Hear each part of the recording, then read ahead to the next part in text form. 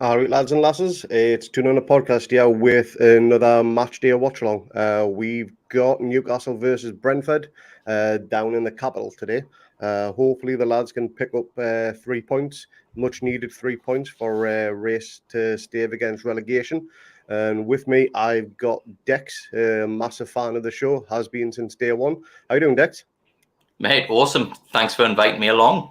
Not a problem at all. It should be a cracking game.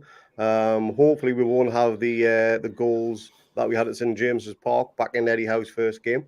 That was a 6-goal thriller. Hopefully, it's not as tense as that one. And Joel Linton's picked up his shooting boots this time, but that I highly doubt. Absolutely. Was a cracking game, that one. It was. Correct me if I'm wrong, but that was the very first Toon Under pod watch along, if I remember rightly.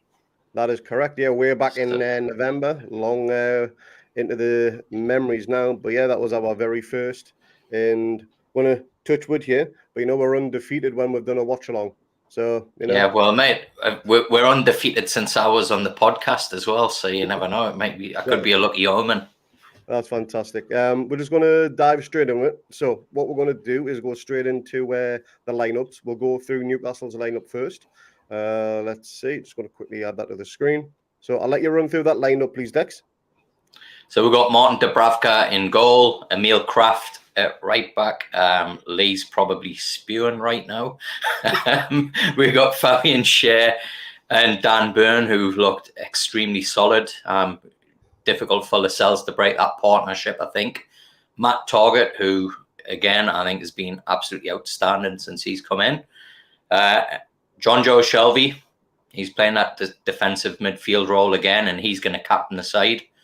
And we got Joe Willock, who had probably his best game, well, certainly his best game all season last week at West Ham.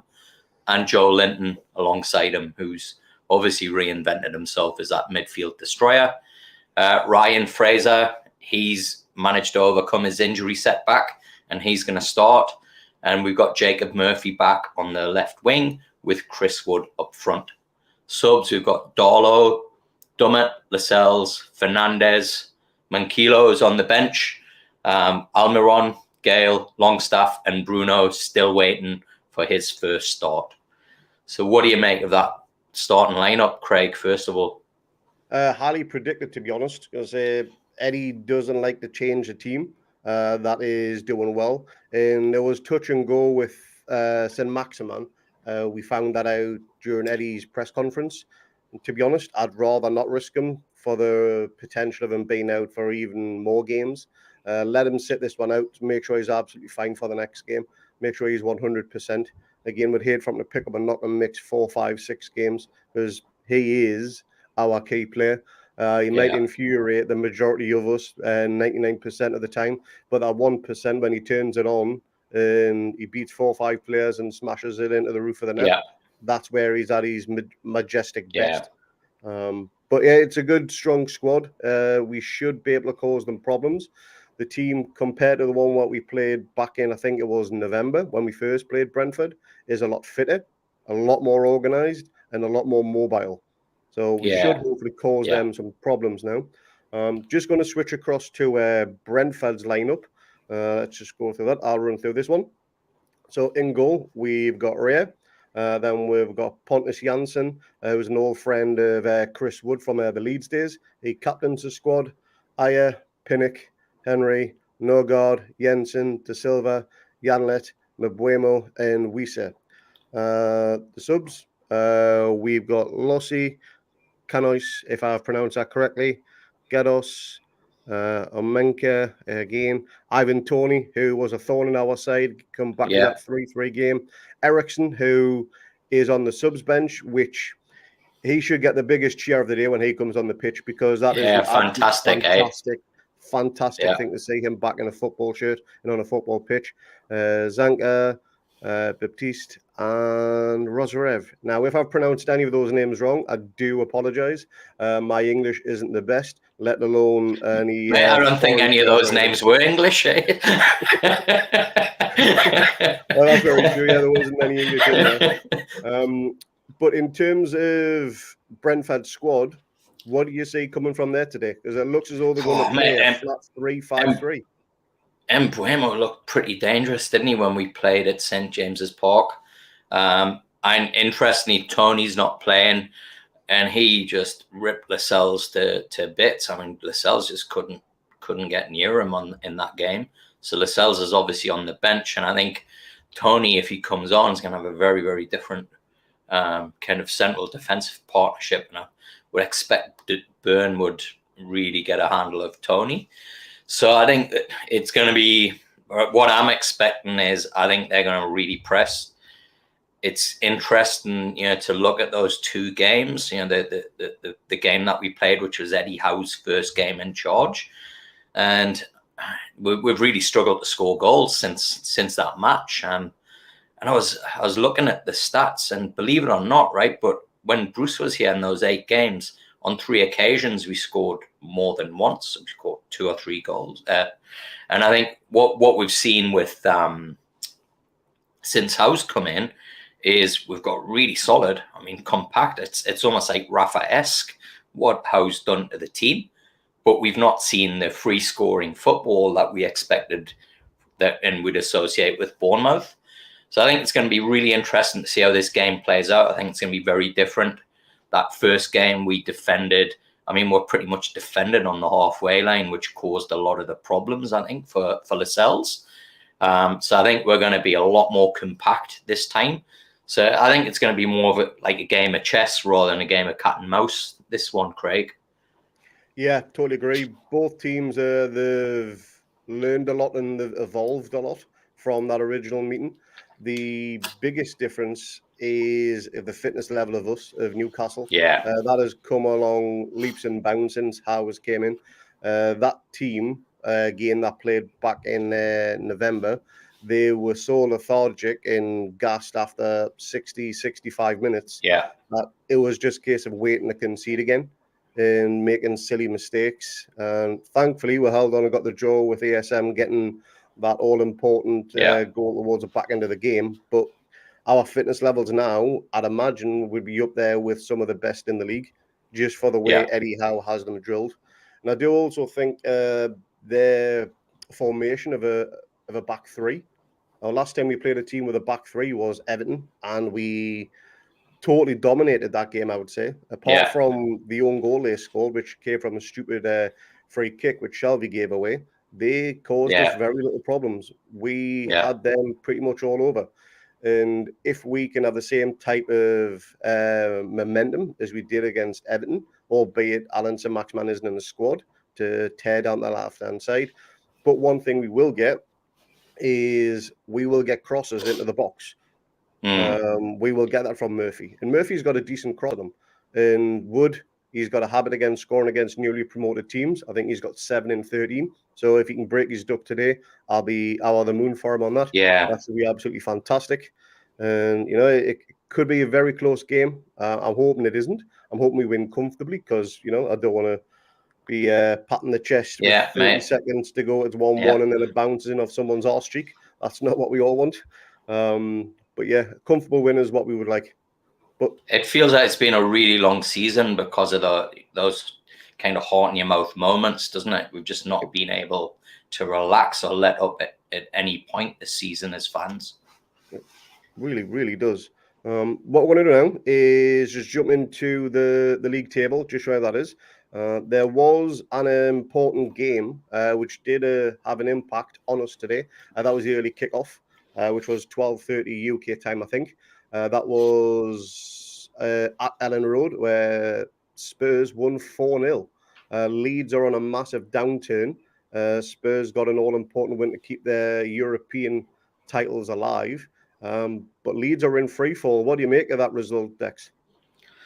First of all, look, I mean, the defensive record is at 60 goals against now, worse than Norwich now. I just can't understand why they're continuing to play the way that they're playing with the kind of the results that they're getting. They were just wide open again today. And, the only thing I'm kind of disappointed of is we only beat them 1-0. we kind of, it was a pretty tough game for us. So I think it shows that, as much as we've kind of got excited and thought, hey, we're kind of getting through it now, I'm really nervous about this Brentford game, having watched that Leeds result, because I'm thinking, hey, are we kind of really as good as we think we're getting, or is there a nasty kind of shock in store? And could this Brentford game just be a little bit of a, kind of get back to reality check for us? So I think, obviously the result's good, but it's so tight at the bottom now. We win today, we go on 25 points. We're ahead of Brentford. We'll have a game in hand, or 2 games in hand on Brentford, a game in hand on Leeds. So you'd like to think that we can use today as a platform and really push on. And, to your point about Brentford not wanting to get pulled into it, I'm sure Eddie Howe's saying the other thing, which is, hey, let's get the win today, because that's going to help us really kind of start to get some distance and keep the momentum. I think the momentum's the most important thing that we get from today. So it's critical that we don't lose. I'd be kind of pretty happy if we drew, to be honest. A draw would still put us above Leeds with a game in hand. So, it wouldn't be the end of the world if that was the case. And we'd still have 2 games on Brentford as well. So, yeah, a draw wouldn't be the worst result. Certainly wouldn't be the one that we all want, but it wouldn't be a nightmare or a catastrophe, that's for sure. Yeah. Looking at that table now, I'm going to say a win today can get us up to 14th, which, looking back at the 1st of January, would you even have dreamt of that? I think we all were just, saying 17th, right? Like, that's the goal, 17th. For us as fans, that was the goal. I don't know if that was the goal for Eddie Howe and his coaching staff and the players.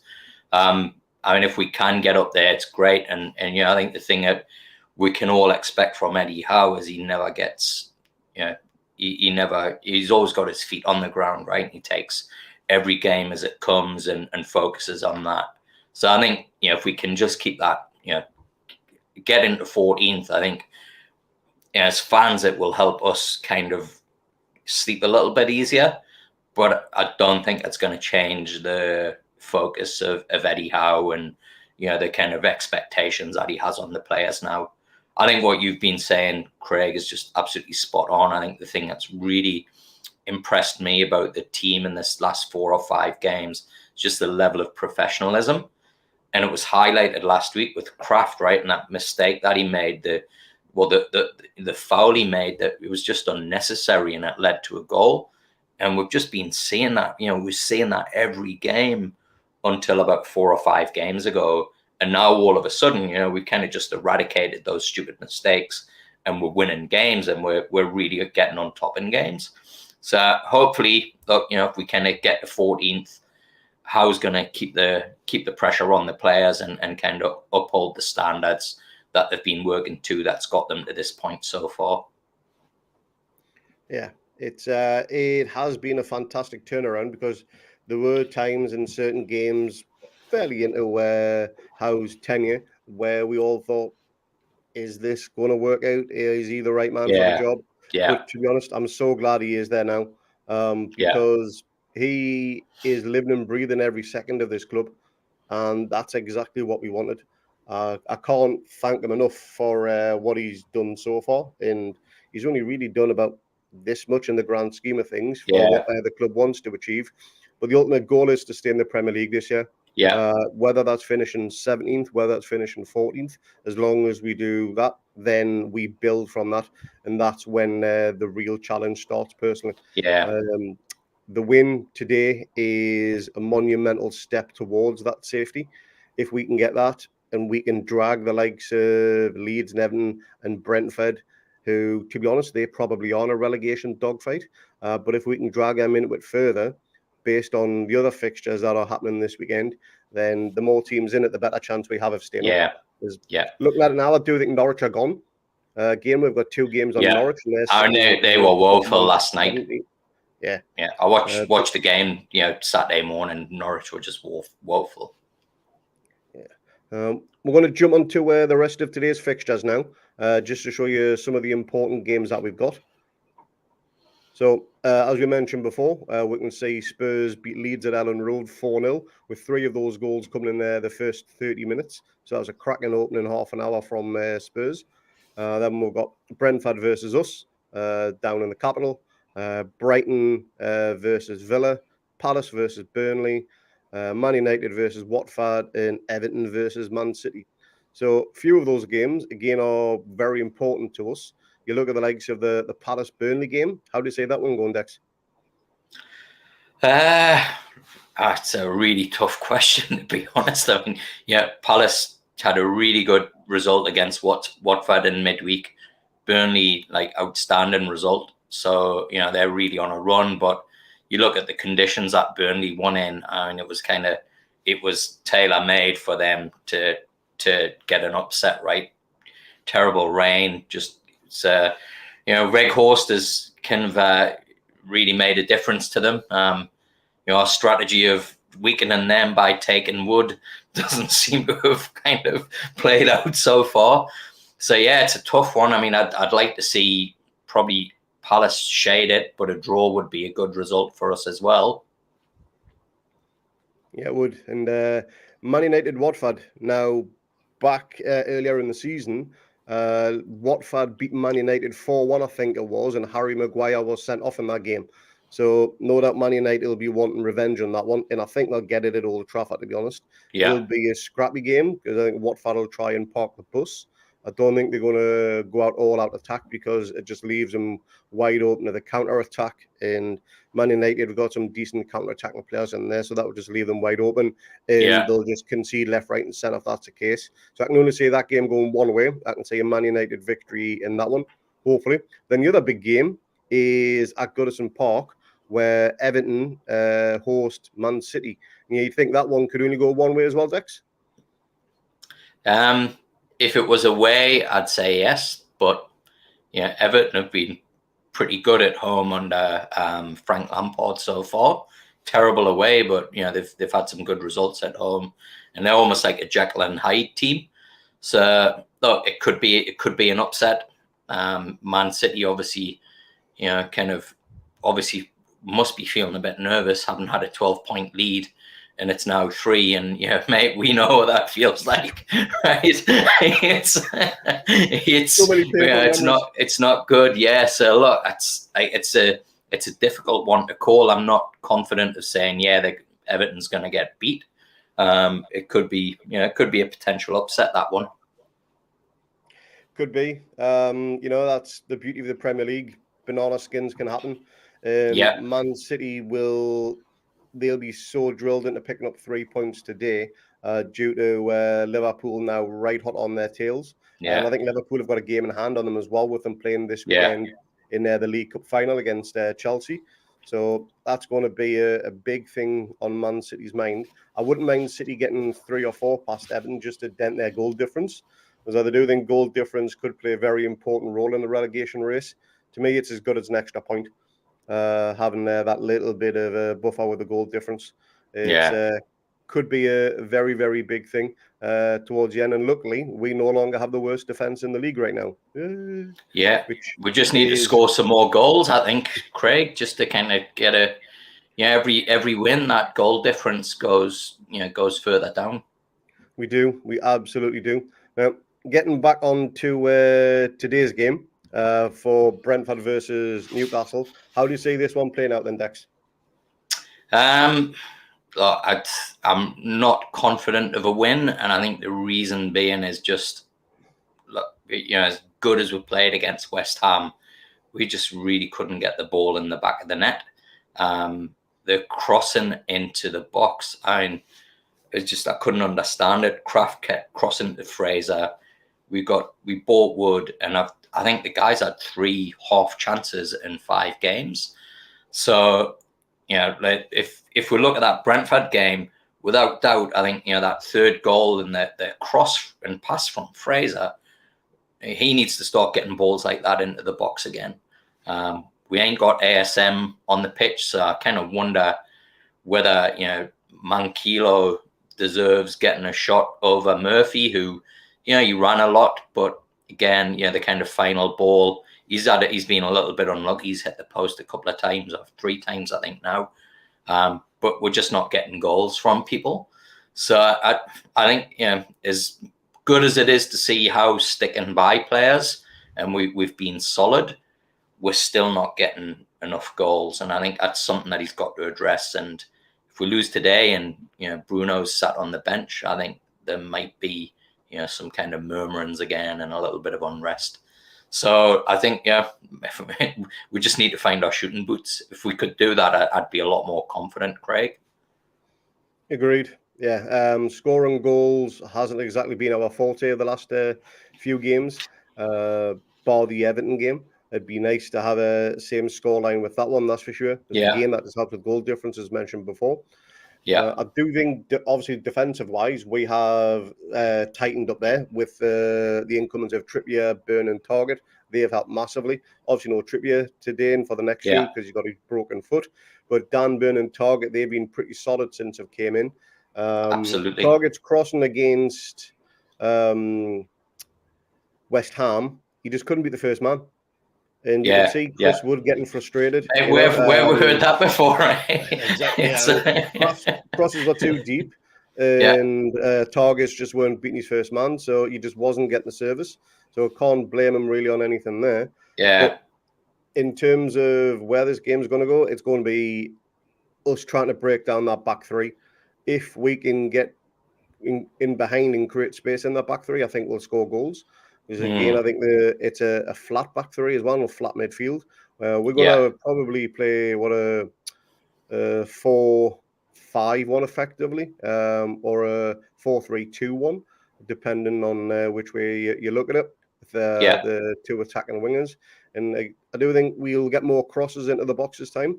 Again, Chris Wood, Pontus Jansson, close teammates, I believe, were back in their Leeds days, so they're going to know each other quite well. They'll know the weaknesses and the strengths of each other. Hopefully, Wood can get his the upper hand and get the advantage and get that all important first goal, because I think once he gets it first, it'll all be over from then. You'll just start getting a few in, and that's what we want, our strikers scoring goals.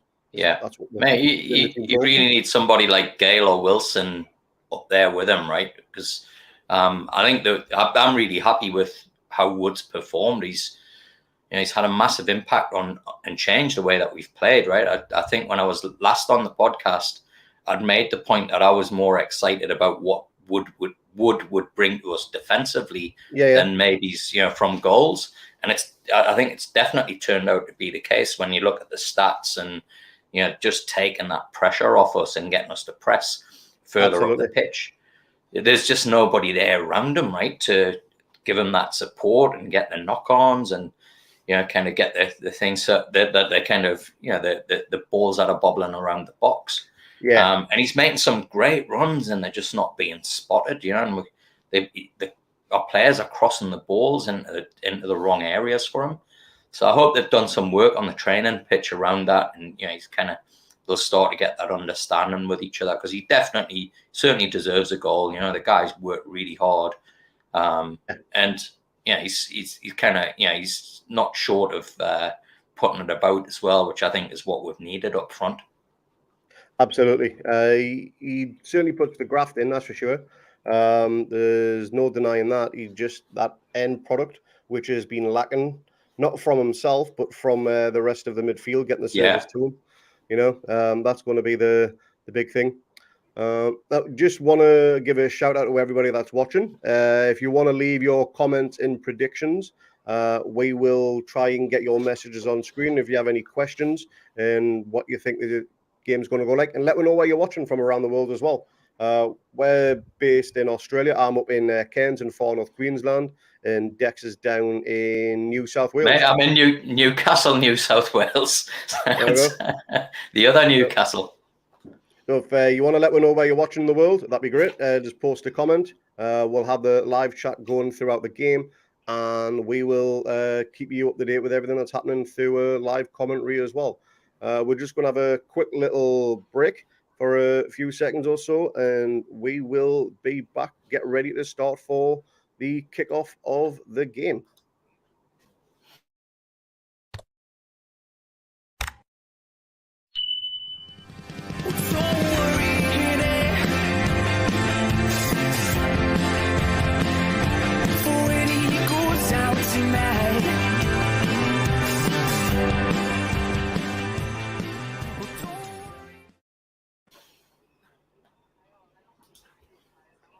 2 seconds.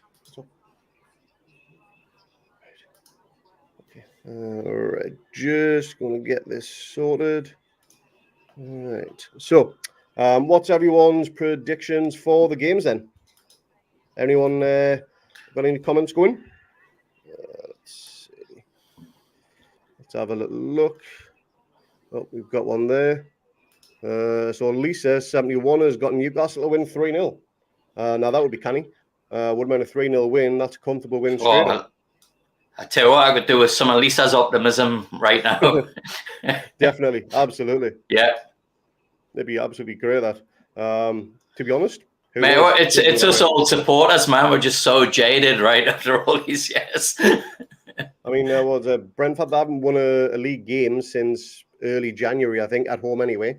So, you know, they're going to want to change that and change it fast. We need the points as much as they do. And I think the pressure on both sets of teams right now is pretty bad, to be honest. It's going to be intense. We'll see which players are the more focused. And we'll see how it goes. The players are just coming out on the pitch now. They're just lining up. Getting ready to do the handshakes and going. So we'll get this all sorted. If you want to again leave your comments for your score predictions and where you're watching in the world, that would be great. And like I say, we will enjoy the chat as we go along through the game. Quick question, Dex. Why don't you think Miggy's been starting or even been making appearances off the bench? That's a really good question, and I think this is one of the question marks I've got over Eddie Howe. Question mark that's been raised, I think, by pundits and maybe commentators as well. It's just around his ability to handle, and I wouldn't class Miggy as a big name player, but we've not seen him start Bruno yet. So I don't know if there's something going on there. We've got the mystery over Fernandez. Gale, hasn't had a game as well. So I just don't know if there are things going on behind the scenes. I mean, one of the things that, never ever gets talked about is we've had a global pandemic for the last 2 years. And, there's a lot of people that are suffering from stuff like long COVID. And I just wonder if, some of the players that aren't getting starts, maybe they're just not up to full fitness, and they have to be kind of watched carefully. Because Miggy's not looked that great when he's come on, I've got to say. He's not looked his usual self. No, he hasn't looked as sharp, to be honest. Definitely not. Yeah. Maybe it is lack of game time, which has caused him to do that. It could be. If he's not good enough to start and he doesn't have the fitness there, then he's got to try and prove himself in these little cameos he's getting. But if he's not getting the game time to improve, what do you do? Yeah. And look, I think you made a really good point, right? That Everton game, we won 3-1. We're playing against the back three. ASM, he was unplayable that day. And, would Mankilo be the kind of closest that we would have on the left to having at least that kind of, running at defenses and taking them on?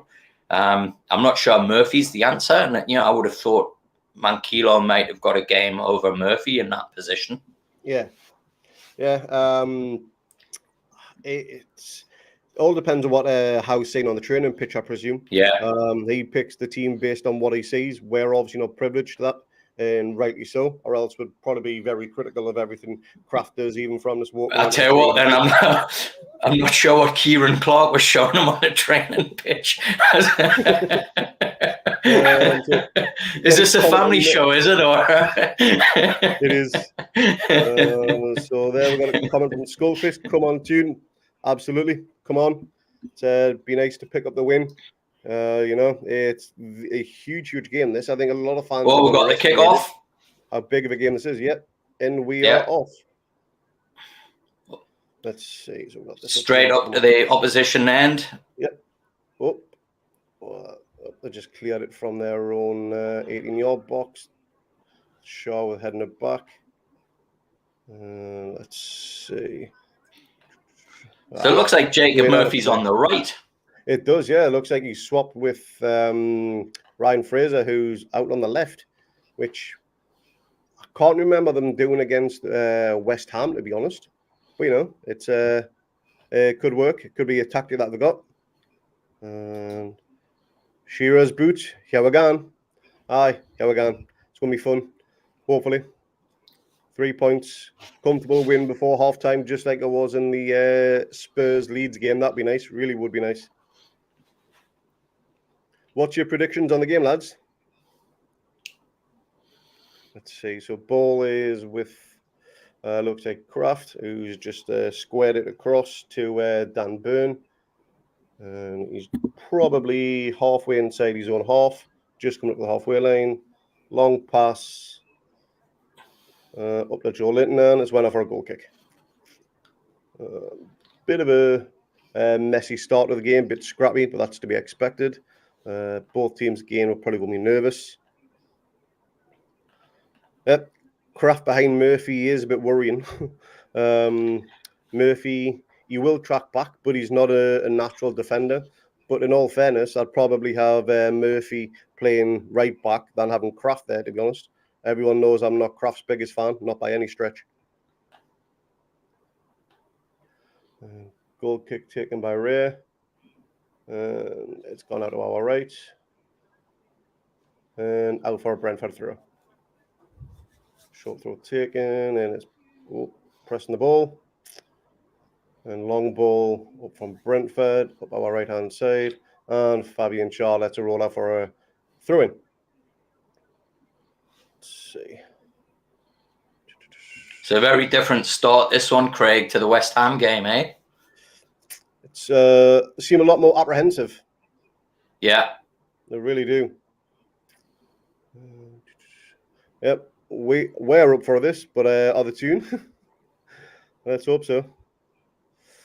Let's see. Kraft again. Lots of throw-ins already. Yeah. Let's see. And all you can hear in the background are the Newcastle fans, which, you'd expect an away game. Our fans, as we know, travel in their thousands. Seen footage on Twitter earlier on of them on one of the river cruises down on the Thames. There was a good few hundred on there having a canny time. Looked pretty decent. No doubt most of them are pissed before they even got into the stadium. Good on them. That's what you want to see. Ball is just been able to throw in to, looks like it's with Kraft. Nope. Then back to Joe Linton, is that? Nope. On to Shelby, who's probably halfway inside their half. Back to Cher on the halfway line. And across to Dan Burn. Oh, that could have been short. Oh, Dan Burn caught on the ball on the halfway line. And it's played back to Dubravka, who tidied up by Shelby. That could have been a bit messy there. I think that's kind of, just a nice little example there, Craig, as to how much we've kind of evolved from those mistakes. That would have led to probably a run on goal when we played Brentford last time.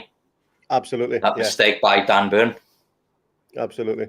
So again, Shearer's boots going for 2-1 win for the Toon seems to be very popular. It's what the majority of us went on Toon under.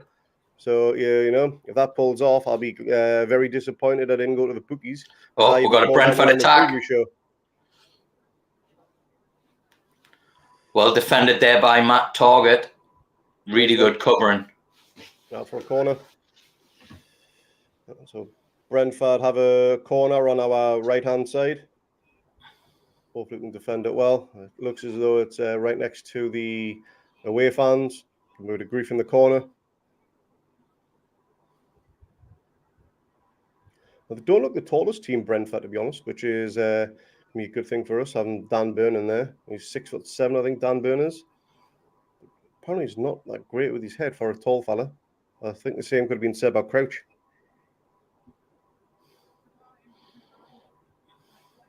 See, Dan Burn has it, and Murphy tries to clear it, only half clears, and it's with Brentford just inside. Played it back with our own keeper now. Good bit of pressure from Newcastle at the other lines. And Target is tussling there. It's going. Good defending by Target there. Goes out for a Newcastle throw. Right on the corner flag. A bit of an edgy start from both teams. I wouldn't say anyone's had the upper hand just yet. Brentford did have that slight chance, but they didn't get a shot away or anything like that. Very scrappy. Yeah. Looks very different from what we've seen from our midfield in the last few games, where they've got their foot on the ball very early and started to control and dominate the game. We're just not seeing that at the minute. It's just very frantic. Yeah, it's one of the edgiest games I've seen for a while. Normally we've started at quite a decent pace, but yeah, not right now. Good work there by Joe Linton to bring the ball out. Oh, and he's now into the opposition 18. Gets a corner. Oh, goal kick. Oh, hey, how'd that go for a goal kick?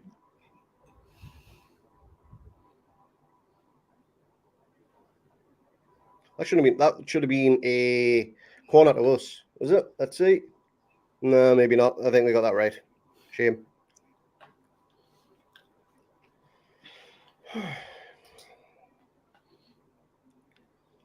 Let's see. Oh, ball is played. Oh, keeper touch, a heavy touch there. And Brentford on the attack. From Brentford across the back. See, but they're attacking down our left-hand side now. They've been pushed towards dangerous ball in.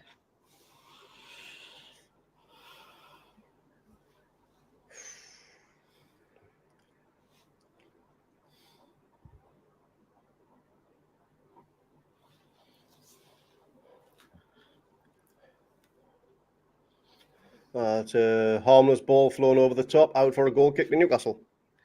Skullfish reckons we're going to score early here. We've got to get some passes together first, mate. It hasn't been pretty from either side, to be honest. Really hasn't.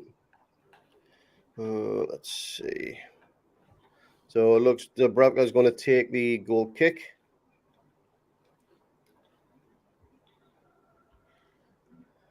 And it's played up long, again down to the left. And the ball is with Matty Target. There's a bit of head tennis going on. With Shaw just outside of the box. Now with Dan Burn. Trying to build something here. We're trying to look for a pass, but again, it goes long. Cracking ball to Ryan Murphy. Gets his head down.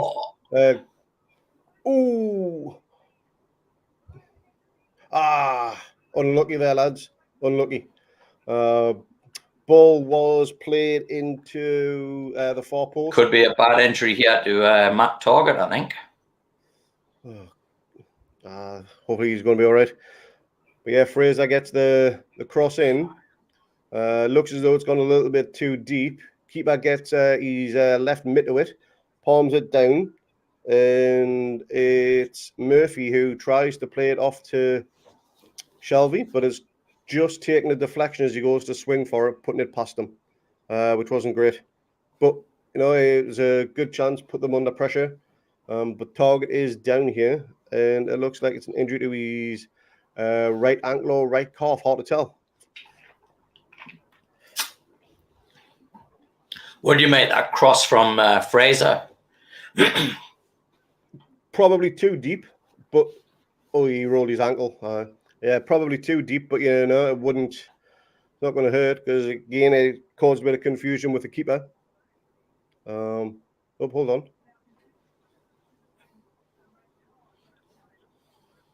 Possible red card. I think if you wouldn't mind helping with the scores, that'd be great.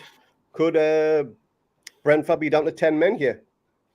This could be a brilliant early advantage for us.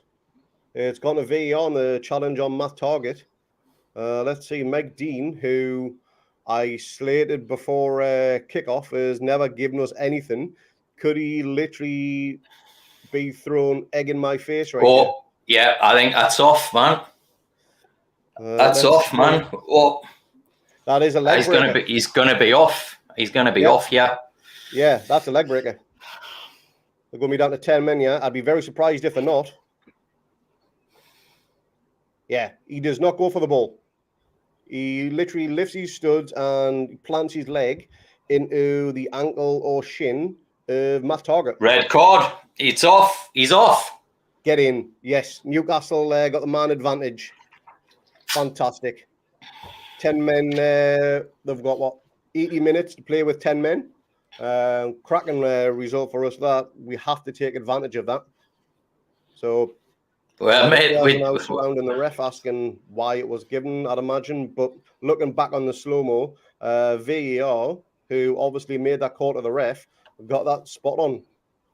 Not even anywhere near the ball. Yeah. I'll be lucky if Target stays on that one, purely because, I could have snapped his leg. And that'd been his season over. Hopefully Target's okay and he can continue. It looks as though he can. But this is where we've now got a free kick in a very dangerous position. Very dangerous position. So, Target's getting strapped up. Who are you going to put on this free kick and Dex? Shelby? It's got to be Shelby, hasn't it? I think he's the only choice. Apparently Target's got a decent free kick on him, but not right now. Let's see. Yeah, Shelby's put it down.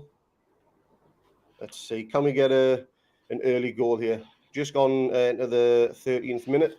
Free kick in Newcastle, probably 23 yards out, just to the left of the keeper. And they've got a 5-man. Well, what was that I said to you, Craig, about Mike Dean spoiling Ericsson's party and Brentford's party rather than Newcastle's today? Yeah. Egg on me face. Yeah, 5-man wall for Brentford with the man lying behind the wall in case to try for the cheeky under the wall kick. Let's see. Come on. Oh, Fabian Schär looks like he might be ready to swing at this, to be honest. But I think Shelby will get it. Shelby, straight at the keeper. Went for the keeper's right-hand side, but no real accuracy in it. And well saved. Keeper held on to it as well. But it's an early shot on target, and we have to use this man advantage now to press. And this is something I'd imagine that we will do big time now. Big player to lose for them. It could be a game changer, and it probably should be a game changer. Let's see. Yeah, it's we're still not getting a hold of it in midfield, are we? It's very scrappy. That's where it's kind of crying out for Bruno, eh? Yeah, I'm just about to say exactly that. Bruno could be a big player in that midfield. That's where he loves to play the possession game, and could be ideal for him. Because so far we haven't seen anything of Willock. Joe Linton's been up there. He's tried to make a few things happen, but nothing as of yet. Brentford appealing for a penalty. I can't see how it's going to give him. If anything, look like a foul on us. Let's see. So let's have a look at this penalty appeal. Dan Burn doesn't even know he's there. Don't think so anyway. Nothing wrong with that at all. He's watching the ball the whole way, Burn was. He really was. Let's see. So the ball is out with Target on our left-hand side. Now with Ryan Fraser. He passes it back to Dan Burn, just inside our half. Squares it to Shaw. And on to Kraft. Puts in a decent ball to, I think that's Murphy. There's a big shadow on the pitch, which makes it hard to see some of the players, to be honest. But we've got a throw in, probably 5 yards from their box. So let's see what we'll make from this. Let's see. Throw in goes backwards. And it's with Dan Burn right on the halfway line. Squares at the target. Ryan Fraser. Mate, this is just like Metro Radio when I was Let's see. So what's it coming up again? We're going to attempt there. but with it. Great ball in there from Target. It was better than anything he'd done against West Ham crosswise. Good attempt. That's the type of thing Chris Wood will eat up all day long, to be honest. Yeah. Just needs to get a bit more in, get a bit more consistency with that. And Shearer's boots commenting, Big Dan Burn gets his heat on the ball even when falling. Or even when he was falling, he was close to his knees. He was the same height as that Brentford player. So he's definitely one to have around in that situation, that's for sure. Mate, Emil Kraft's gone missing. Again, Brentford's had a ball right across our box. And Joe Linton, oh, another late tackle on Joe Linton there. Joe Linton looks okay, just a bit of a war wound, but nothing major. Joe Linton had the ball past him whilst the player made the tackle. Wasn't an aggressive tackle or anything, just bad timed. Ball is with Willock, who passes it to Shelby. Level with the D in the opposition half. Oh, Ryan Fraser's got it just outside the box. There's an overlap with target. Comes to nothing. And the ball is cleared out to Fraser. Squares it back to Dan Burn. So we reload and re-go again. Showing the ball. It's Willock's got it just inside the box. Gives it to Kraft. Crosses it, takes a deflection, but it stays in and is back with Fabian Shaw. Fraser's seen a lot of the ball here, which is great. He's got the ability. Oh, there's a cross in. Target from a headed attempt by Wood. Took a deflection. So it's went for a corner for us. We're getting these crosses in on Wood, and he's getting his head on Wood. Two so far, right? You think?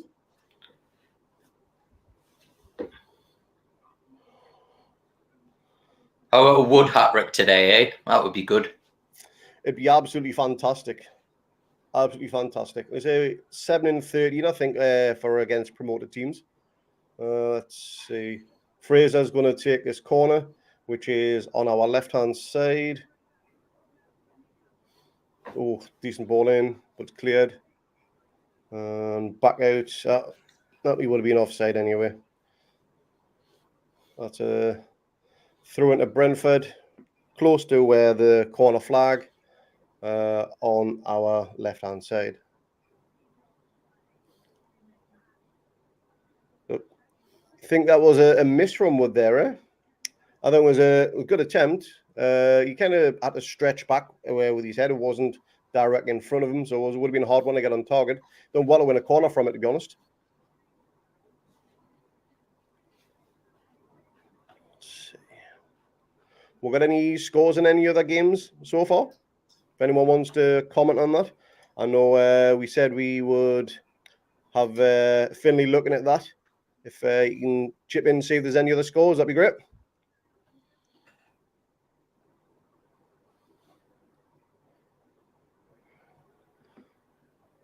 Palace are beating Burnley. Get in. Come on. That's a cracking result. We need to keep that one going. Palace go for a second one. Ball is with Brentford. Are just probably halfway in our half. And they've just sprayed it across to the halfway line. Now it's on. We look very bad on the right. Cross in from Brentford comes to nothing. It's cleared, but again, it's with Brentford. The pass it back. Happy enough for Kraft and Murphy is a real concern for me, Craig. I think they need to swap sides with Fraser. Good tackle there. Cracking tackle.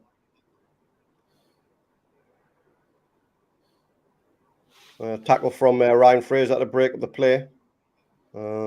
Game's got very scrappy, just like the opening few minutes here.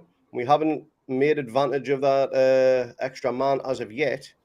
And no keepers have had any real saves to make. Their keeper Rhea had one from a free kick from Shelby, but he wasn't under any real pressure from it. It was easily gathered.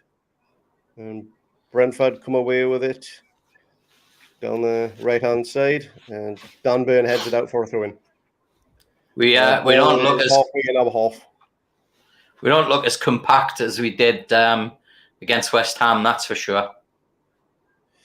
We don't. I'll let you answer that question there, Dex.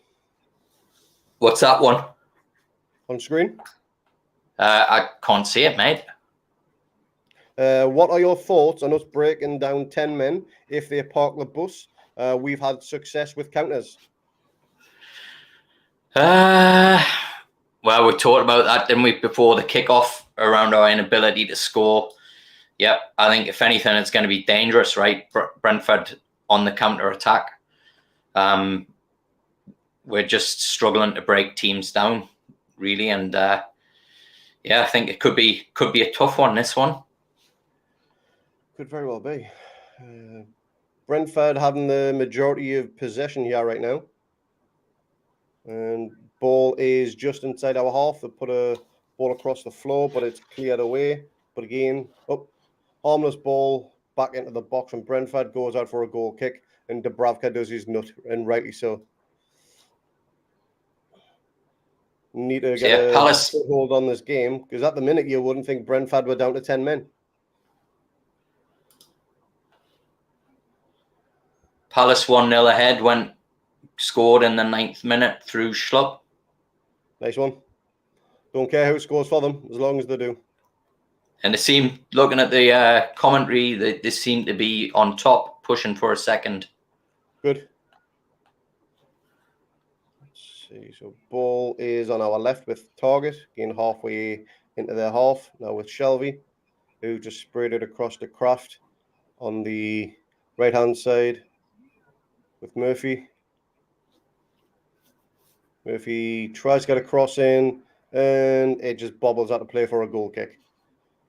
Again, nothing on that right-hand side as of note yet, Dex. Is that a worry for you? Mate, it is, yeah. Everything for Brentford's coming down all right.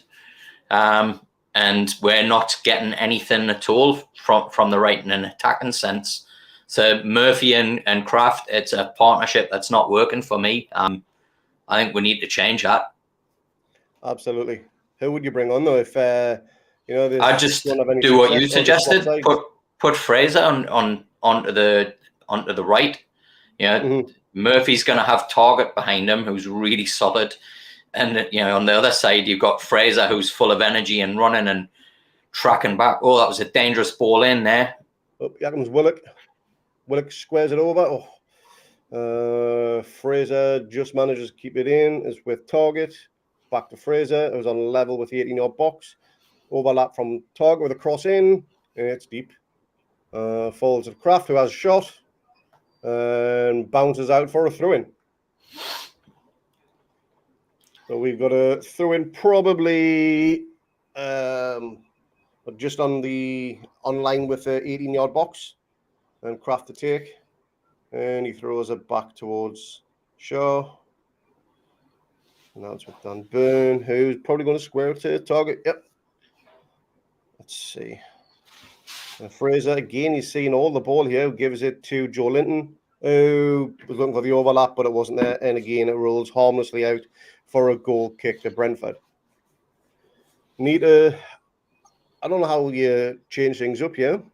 There's no one has got a foothold in the game yet, not one player. You'd say is running the show. Fraser's probably seen more of the ball than anybody, but apart from his deep cross earlier on, the keeper fumbled, nothing much has really happened, to be honest, not from our point of view anyway. Yeah, we just don't look very comfortable on the ball, I've got to say. It's kind of feels like Newcastle of not so old ago. Agreed.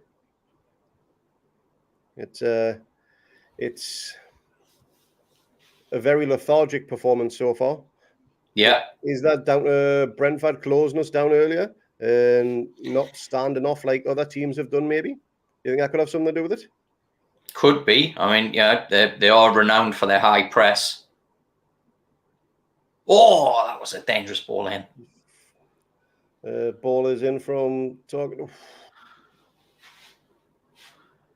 Oh, Dan Burn, he lost his man there.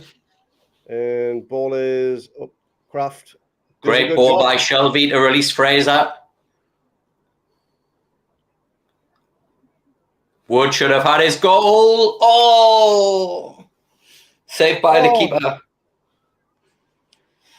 Wood had his best chance to open his account at Newcastle there, and he's fluffed his lines. I can see why you headed it down. Just level. It was a cross in from Fraser, probably 8 yards out. Wood heads it down. It bounces up, and Rhea saves it and pushes it out for a corner, I believe. Yeah, mate, that's the second best cross that Fraser's put in all season, I think. So if Wood doesn't score after these crosses going in, then he's never going to really. Fraser again with a good cross. Comes to Joe Linton. Kraft tries a volley, but he skies it out. Not a bad attempt, to be honest. He got a lot of power behind it. There was just no accuracy.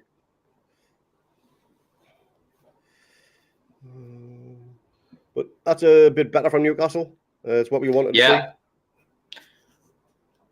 We've just got to get a bit more intensity now. Come on, Newcastle. We can get a goal before the half hour is up. Then Brentford have to come at us, which, you know, you'd like to think on the counter-attack is where we are at our strongest.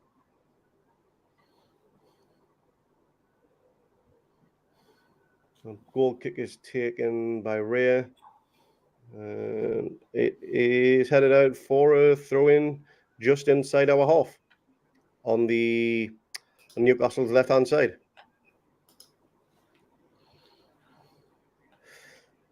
That's a bold statement that Shearer's boots. Kraft, you've always rated him. Yeah. Ever since that Norwich game where we got beat 3-1 at Carrow Road and he got absolutely destroyed, never seen him. He's had maybe 1 or 2 good games, but nothing what you'd consider solid. If he can make amends for that today, and I've got egg on my face again after the Mike Dean comment I made earlier on. You know, if he wants to chip in with an assist or a goal, be more than happy for him to do so. But yeah, he's not my choice of right back, not first, second, or third.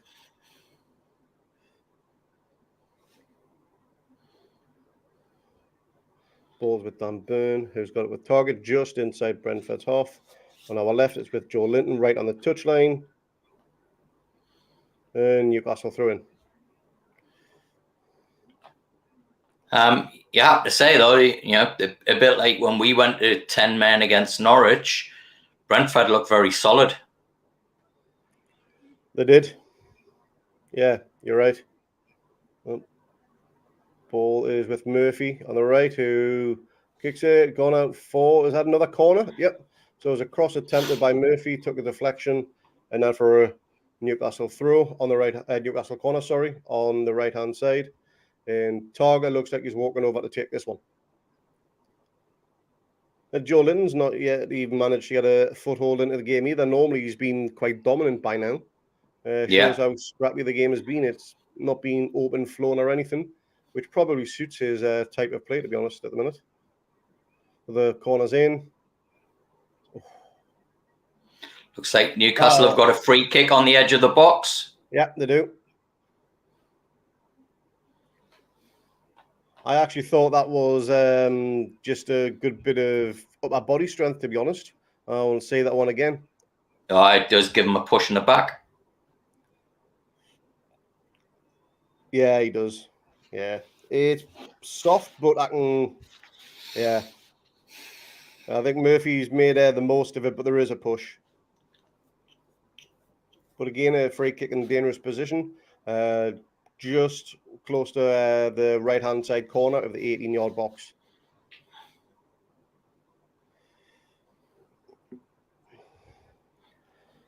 Come on. Can we get a goal here? It was a cracking interception, to be honest, mate.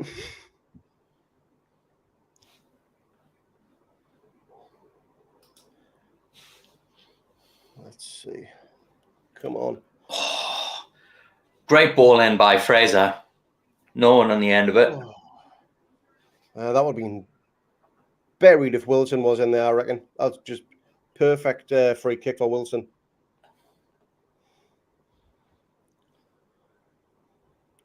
I think we need to see the creativity of Bruno a lot sooner in this game. He will hold on to that ball. He will thread those balls through the middle and try and carve them open, which we're not really doing right now. Yes, we're getting crosses in, which is great to see. Shelby just let that roll across him and tidied up. That's good. So Newcastle, good spell of possession here. Ball hasn't been out of Brentford's half for probably the last 3-4 minutes, maybe a bit more now. But nothing really to test the keeper. Ball out to Fraser. Fraser with a cross. And headed away by Brentford.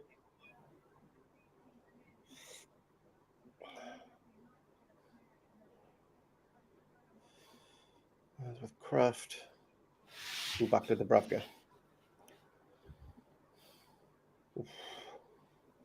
Always nervy when a keeper tries to not even just showboat, just play it short when there's others around him.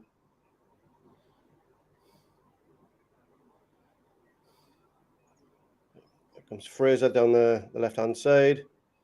There's a little overlap with Willock. Ball's gone there. Oh!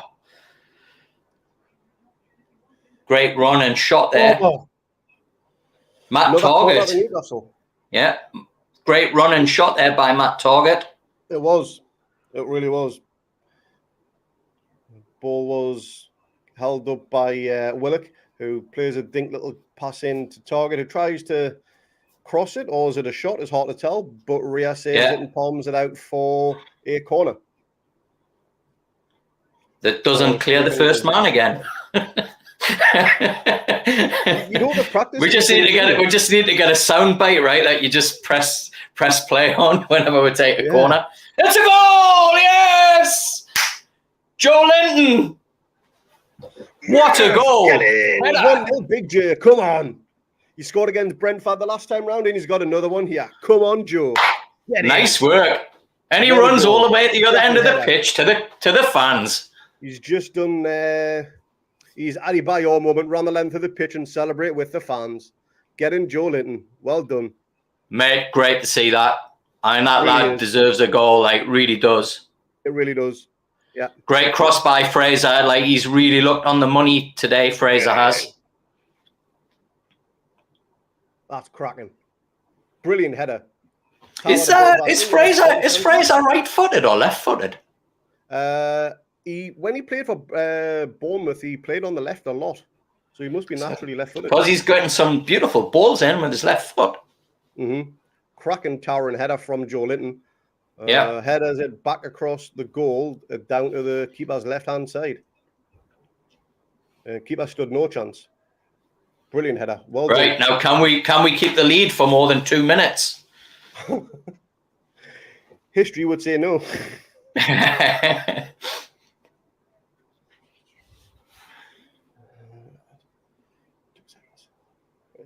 I'll be back in 2 minutes.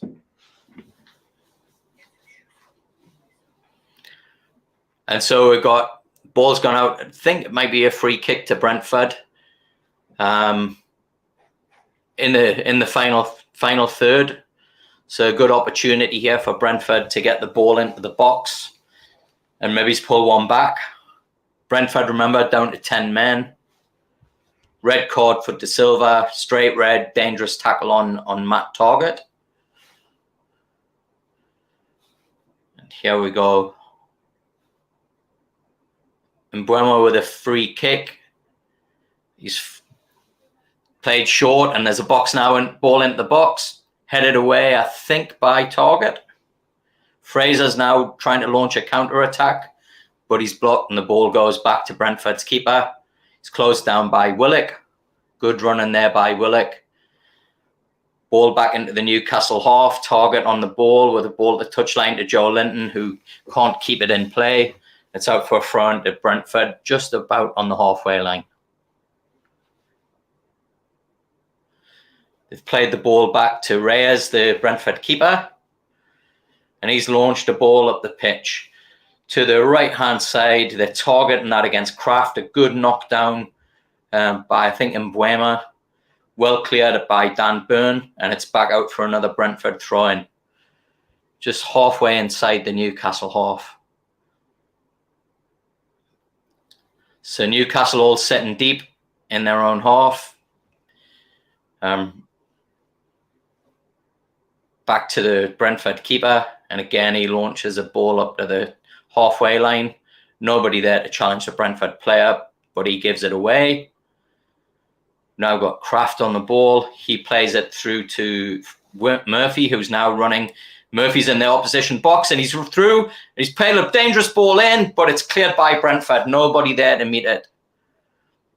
He played that ball just on the edge of the 6-yard box from the touchline, but nobody there in the middle of the park to get it. Chris Wood was lurking at the back post, but 4 Brentford defenders there to cut it out.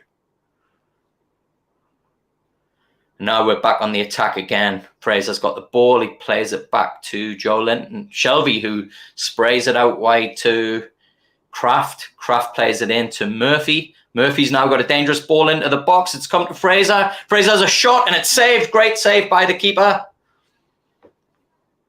And it's now been cleared out back to Dan Burn on the halfway line. He plays it again. Some relentless pressure here. Back to Fraser. Back to Burn. Newcastle really applying the screw, or turning the screw now on Brentford. And we're back out to the right with Kraft, and now Share's on the ball.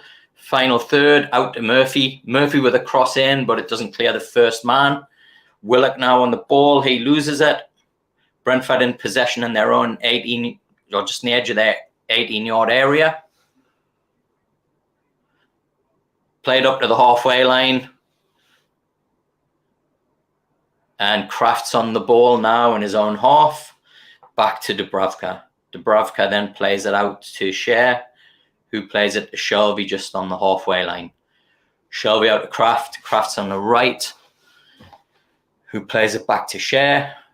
Some good possession play now by Newcastle. Seem to have kind of calmed down since they got that goal. Shifts it across to Fraser. Fraser now running with the ball. Plays it into Joe Linton. Fraser on the left, remember. Joe Linton plays it out. Targets on the ball now. Edge of the 18-yard box. Nice ball in to Wood. Wood turns but can't get anything. He's marked tightly there. Fraser again on the ball. Puts a lovely ball into the far post. That's headed across the goal. And Wood again should have had his first goal, but Reyes plucks it out the air. Just not enough power in that header from Wood. He's really getting his chances today. It could have potentially been offside as well. Great shot by Fraser, just being replayed there. Unlucky not to score there. Fantastic save by the keeper. Low down to his left.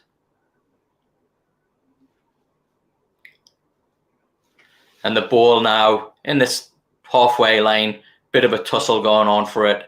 Newcastle get possession but lose it, but get it again through Joe Linton, who keeps possession well. Plays it to Shelby, who sprays it out right to Kraft. Lot going down from this right now where there wasn't much happening earlier. We got Murphy on the ball, who sprays it out to Share, who plays a ball into the box, but it's cleared by Brentford. Share then knocks it, heads it back, and Shelby's now got the ball just inside the Brentford half. He sprays it out again to Kraft. He's really dictating the play now with Shelby. And he's played it, and he's got a shot. Oh! Great shot by Shelby from, 25, 28 yards out. Just over the bar. I'm back, by the way. Little bit of a dilemma. We've got a bit of a storm here, and my gazebo is nearly blown away. So, jeez, yeah, mate, it's life down under. I nearly got bitten by a redback spider today, clearing out my garage. Yeah, they're no fun. Absolutely no fun. Joys of living. We got Christian Eriksen warming up on the touchline for Brentford. Good to see. Really good to see. Gets a big round of applause, as you can imagine. So now at the 40-minute mark, what do you make of it, Craig? First opening 20, 25 minutes was very scrappy. Yeah. Immediately, the red card for Brentford didn't give us any advantage. Yeah. But then we had a real good spell of possession. And got an attack here. Jacob Murphy going up for a corner. Sorry, Craig. It looked like we might have a goal scoring opportunity there. That was a goal kick. Yeah, so what? But I get back to the original comment. Yeah, it goes for a goal kick. Sorry, not a corner. All good. Yeah, I think we deserve the lead. I think we have been the better team. We put a lot more crosses into the box. We've been a lot more attack-minded. I think Brentford there trying to play us on the counter. But Joe Linton is, again, he's grown into the game. He's now playing like Sid the sexist in the crowd.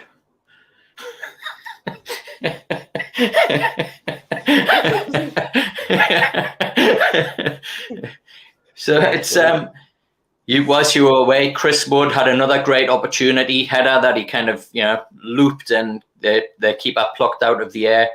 But we really seem to be dictating the play now. Shelby's spraying the ball around. He's getting it out to the right-hand side a lot. We seem to be getting a bit more traction down there with Kraft and Murphy, which is good. Yeah, got to get that balance right, or else it just becomes too predictable.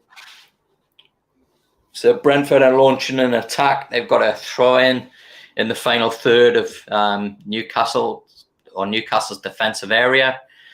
Just almost on line with the 18-yard box coming in from their right.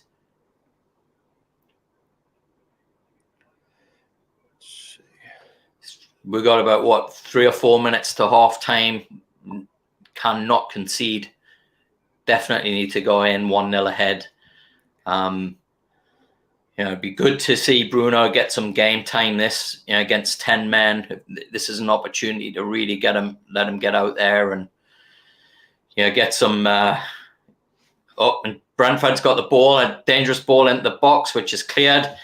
Comes out again, another cross in, which Fraser defends to knock out for a corner.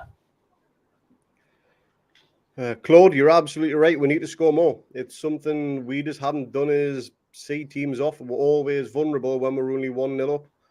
And regardless of the additions we made in the transfer window defense-wise, I'm not overly confident we can hold our games for 1-0 wins consistently. I'll gladly take a 1-0 win, but I'd love to see it be 2 or 3. But yeah, we need to score more. That's absolute certainty.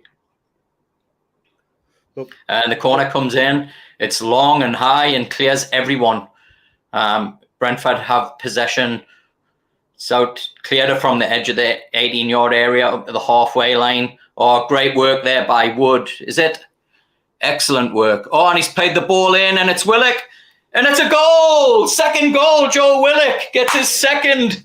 2 games running. Fantastic counter-attack there. Brilliant work there by, I think it was Chris Wood on the halfway line. Or Fabian Scher was. It was Fabian Scher. He played that beautifully. Fantastic work there by Scher on the halfway line. That is superb. Really nice counter-attacking goal. Just as we were talking. Fantastic work. Fantastic work by Scher. Look at this. Get in. He gets the ball on the halfway line, competes with a Brentford player, takes it down on his chest, runs the length of the pitch, plays a lovely ball out to Willock, who's one-on-one with the keeper. Still a lot of work to do. He's on the edge of the 18-yard box, and he just plays a lovely dink, chipped shot over the keeper, but with pace, which goes straight over the keeper and into the top of the net. Fantastic. Perfect time to score. Yeah. Great to see Willock back in the scoring vein as well, eh? I said earlier on that I predicted Willock to score again. I said once he gets at first, he could go on a little run and, absolutely prove me right, which... No, absolutely. I did predict a 2-1 win. However, I don't want to see this go to 2-1 because then that means they've then got a foot. Okay, do you want to... Let's be positive, eh? Let's go for it. I'm going to go for a 4-0. 4-0 would be absolutely fantastic. That would literally be dream stuff. That would be. It really would. That So second one for the nerve skull fist, you're absolutely right. That settles a lot of people down now.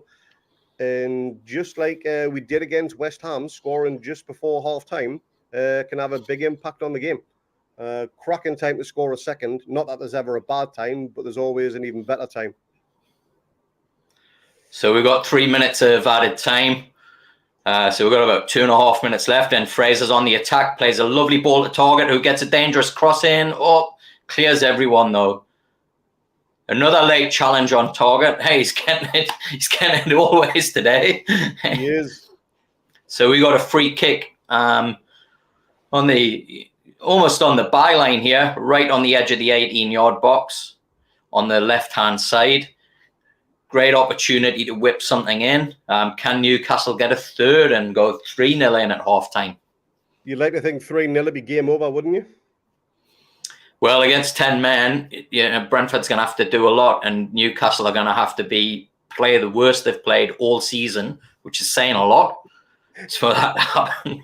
It'd have to be Wolves all over again, wouldn't it? Because that game was just absolutely diabolical. Yeah. It seems, when you say that, right, it seems like it was 2 or 3 seasons ago when we played Wolves. It really does. It really does. Here comes the free kick from Fraser.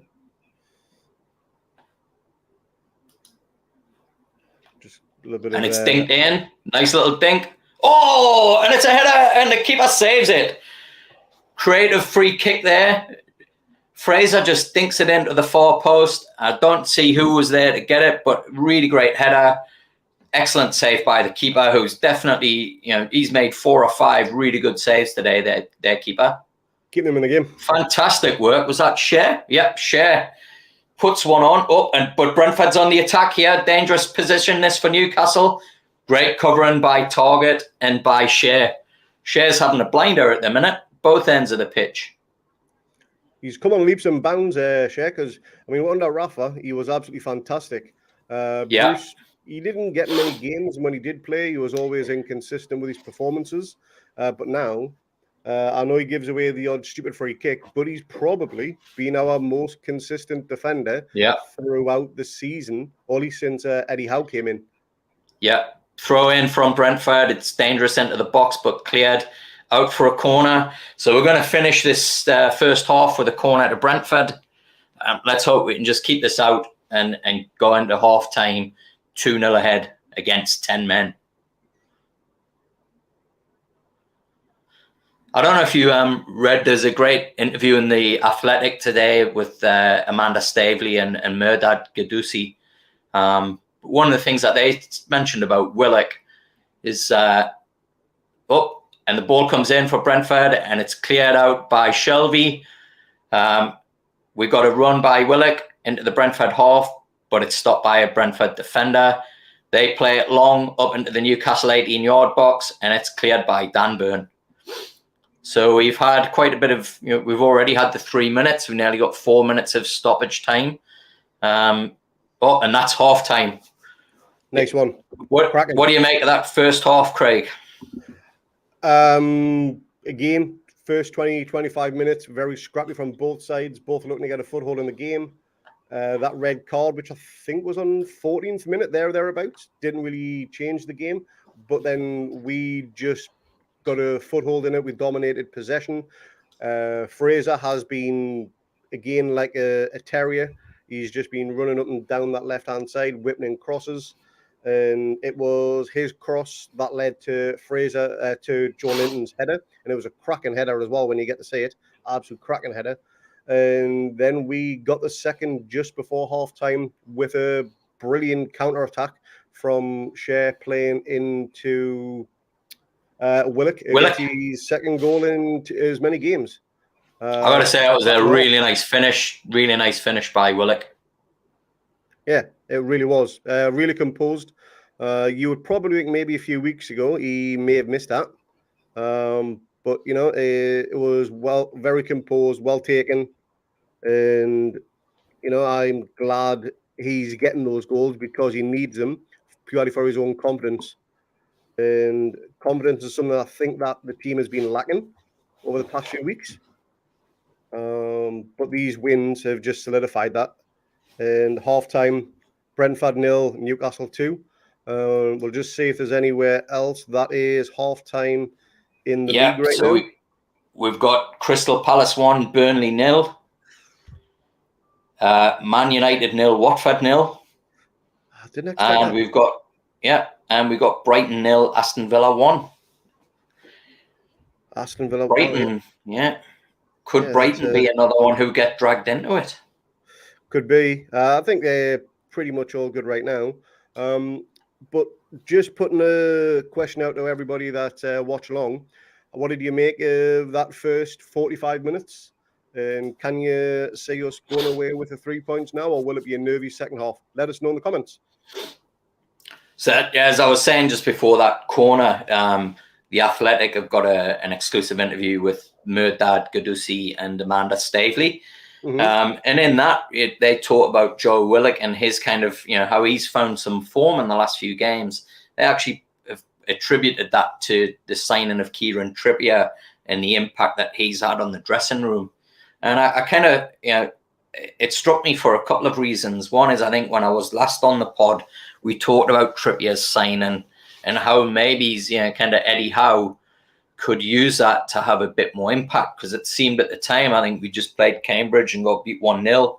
Yeah. We weren't, there were players that just didn't seem to be responding to, the methods and, what Howe was trying to instill in the team. And Absolutely. We've seen Trippier have a really big impact on the pitch, obviously, but, it's kind of interesting to see that, the attitudes of players, haven't, as much as we're playing Bruce and Ashley, and absolutely, we should. I think there's been very little called into question around the attitudes of some of the players, and their approach to training. We've seen Joe Linton really thrive under Howe, and you find out that he's taken extra and doing extra training sessions himself because he's not seeing what he's getting from Bruce. So I think it's kind of, that from my perspective, I think the players have, you've worn out the Bruce excuse now. It's kind of really is time to start delivering. And it's great to see that competition in the team as well has just really kind of taken the players to another level. And I might have joked a few weeks ago, I think Willock was one of those players that I would have thought might have preferred to have gone to Brentford for 30 grand a week, the way that he was playing. And now we're seeing the kind of Willock of old, and it's exciting when you see we've got Bruno sitting on the bench. We've got Willock, these guys are like early 20s that we could get 5-6 years of, creating a real winning team around some of this talent. Let's have a look at the league table. Let's see how this is going. So this is going to be live. I love doing this now, Craig. There you go. So we've got the league table there, and we are sitting 14th. How good does that look? Mate, nosebleed territory, eh? It really is. What's that? 11 points in the last 5 games, no losses, and one of the top forms in the league. That is absolutely superb. Look, just as long as we finish higher than 12th, so we can end all the Bruce comparisons, the Rafa comparisons. Considering the season only started 1st of January. But what we're going to know, we're just going to have a quick break. We will be back in a few minutes or so. We will leave you with what we've got on the screen and give us a few minutes, and we will be back.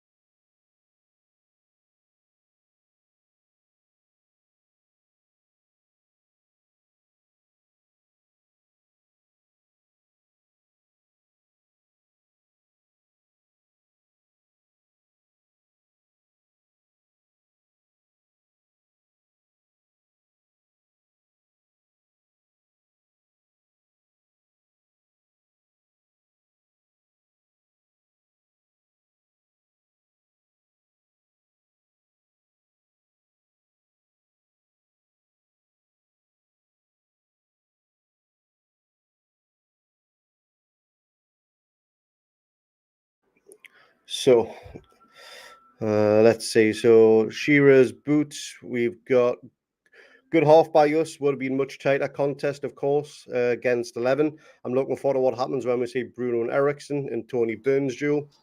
That could be a very, very good show, to be honest.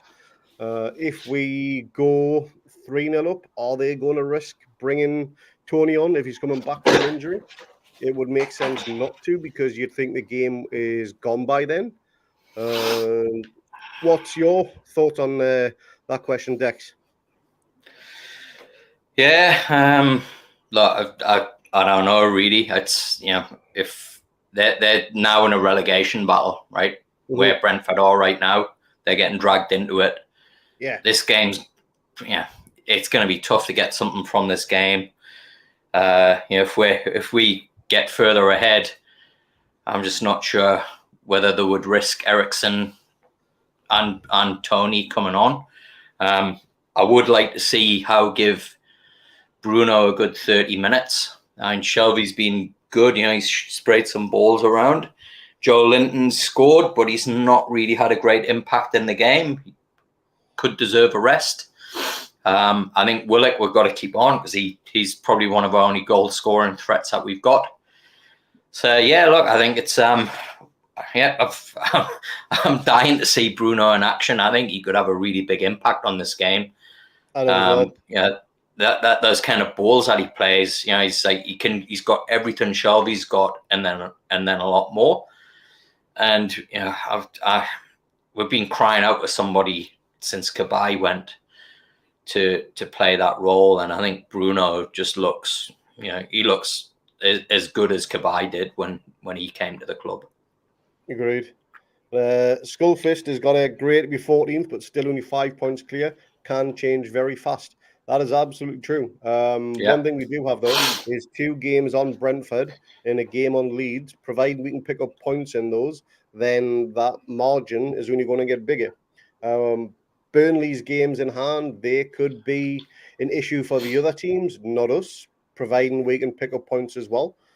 We do have a run of tough games coming up, so getting the points in what you call the easier games, they are a must. It's something we struggled at the first half of the season, but now we seem to be picking up now. Just going to move on. When it comes to Newcastle, I think I'm one of the biggest pessimists going around.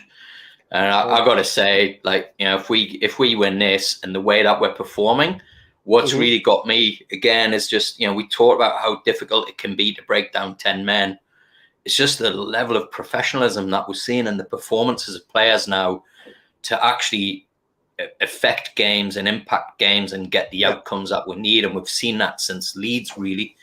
And look, we just seem to have that momentum now. It seems like it's drilled into the players, a bit like it was under Rafa, right, when we went on that really good run before he left. And that comment you've just made there just basically answered Greg's question. Mad the difference a few weeks can make. If you look back in the Leeds game a few weeks ago, I don't think anybody thought we would get anything from that game. Yeah. But we ground out a result, and that's what was needed. That's fantastic. And Greg, how much have you got from your bet there? Let us know what your winnings are. And Shearer's boot, we are winning with our old team, plus talking about imagine the side at full strength and this belief. Good point. Very good point. We should hopefully get some of those players back before the season is out. Whether that's worth risking them, probably not. But we are just about to get back underway here in the second half. Players are out. And Greg has won $108. Nice one, Greg. Sweet. Yeah. It's not too shabby for watching 22 people kick a ball about. Well, 21 in this case. Now one of them's been sent off. But not too shabby at all. In the comments... Imagine I wonder what trifecta you would have got for a Brentford player being sent off as well. That would be a Kenny one. Let us know where you are watching from around the world. That'd be good to know. And if there's any Brentford fans on here, I'd like to get your thoughts on the game as well. So kick off and Brentford's on the attack. Got the ball into Newcastle's half. Ball's with Shelby now. And Kraft plays it out, but gives possession back to Brentford, who spray the ball back towards this. Lose it. and Shelby's sprayed the ball out to Murphy, who's now on the attack. He's made some yards. He's played the ball out to Willock, who's now about to get a ball into the box. Well defended by Brentford for a corner. Nice early Another pressure. good counter-attack there from Newcastle. Nice early pressure. Good. I think they were trying to go for the jugular here and go for that all-important third goal. I think the third goal kills it off. I think Greg is that word watching from Sunbury in Melbourne. Nice one, Greg. I've seen you on Twitter. Quite a few times you were chatting today. But did you manage to get a bit of? And his ball in. Oh, Share with a free header, and he skies it. Yeah, that should have been 3-0. Or at least make me keep my work for it. On the hard stuff, yeah. Bottled water. I've got a little creatures. If you're in England or the UK and you want to know a good Aussie beer, try Little Creatures WA. You had a 15 not affiliated by the way, guys. This isn't the sponsored segment. If you want a sponsor, we're all up and we're looking for a sponsor. You know, if you want one. There you go, Little Creatures. Yeah, Little Creatures. If you're out there, you want to sponsor the show, let me know. More than happy. We'll gladly drink beer on the show for free. Yeah, Greg. And drank out of the second best Geordie Australian combination, an AC/DC stubby holder. The best, obviously, being the Toon Under podcast. Obviously. Let's see. So the ball is in the middle with Joe Linton. Oh, just lost it. Lack of control. And giving away a free kick, trying to get it back.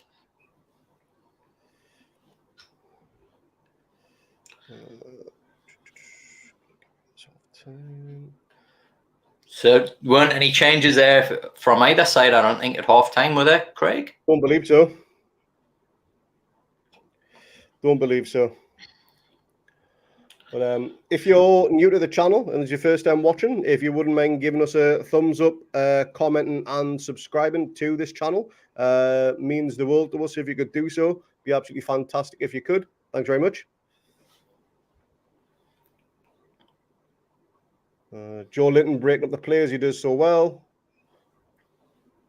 And it's now just crossed into the Brentford half on the far side.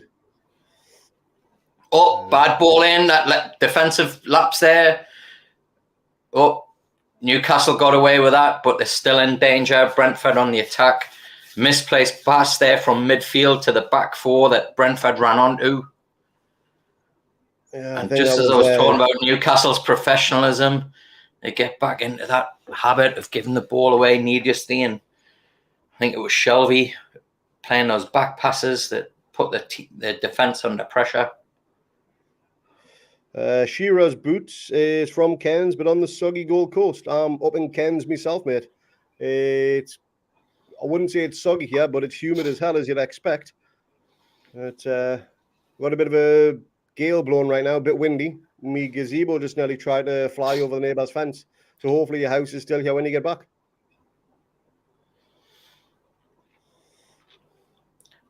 Just another day in paradise. And that's a ball in from Brentford. Knocked in, but headed over. Yep, no danger at all. Yeah. Comfortable. And take them all day long. So, Craig, I've got to ask, right? Like, when you're talking to the folks back at home and you're telling them about all this stuff that goes on just in an ordinary day, right? Like the gazebo blowing down, dangerous animals, all of that stuff. What do they think?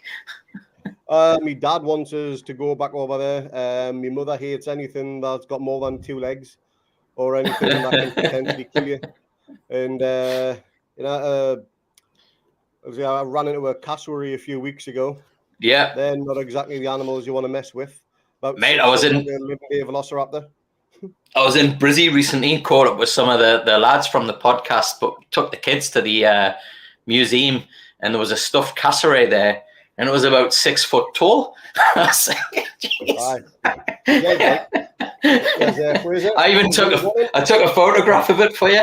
Aye, they're a canny size.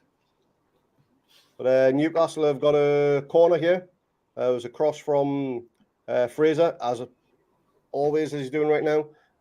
Clearance was sliced out, and it is a corner on our near side. 5 corners to 3 to us. That's pretty impressive. Can we make one of them count? Come on. It's in. Oh! So close.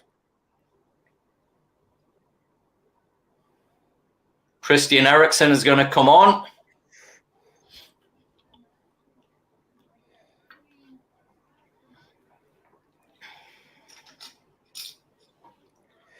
What call would that be, mate? Yep. You know what? I'm actually going to... Christian Eriksen. Really nice to see him back on the pitch. Yeah, awesome. Yeah. We all never thought we'd see this day again. Absolutely fantastic achievement for everybody involved. And I'm glad even our players are giving him a round of applause, because that is very, very well deserved. Love to see him back on the pitch. Cracking player, cracking talent. I just hope he has a quiet 40 minutes now. Yeah. You can play to his heart's content from next game onwards, but yeah, I hope he's nice and quiet. But I'd love to see him back. But it's this type of appearance from Eriksen which is going to lift the crowd for obvious reasons, and you don't blame them for that, which could spur Brentford on. So it's up to us to try and keep it quiet now. Oh, it's dangerous. Brentford on the attack.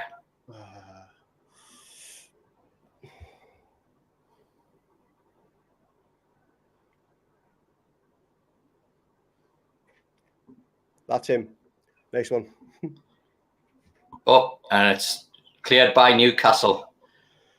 Up to the halfway line.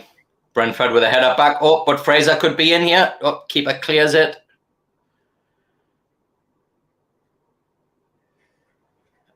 Brentford seem to be getting a lot of the second balls in midfield. They do. Shelby's sitting deep again. I think Shelby needs to take his captain's role and get us pressing a bit higher up the pitch. Yeah, good ball into Fraser from... Fraser's on the ball now. Now we've got Joe Linton, edge of the 18-yard box. Fraser into Target, who's on the wing. Into Joe Linton on the edge of the 18-yard box. Back to Dan Burn, who now plays it out to Fraser. Fraser's going to run for the byline, gets a ball in. Oh, clears every dangerous ball in, but everybody misses it. Fraser's been getting some cracking balls into the box. You'd like to see Chris Wood taking a chance on some of them. He doesn't seem to have got on the end of many of them. No. He had a few chances in there the first half. One which he probably should have scored, to be honest. Burnley have equalised. Damn.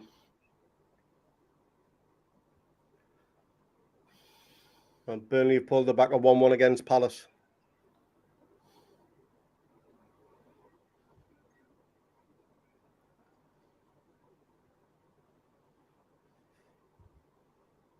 So we've got Willock on the ball now. Yeah. Willock plays it out to Kraft.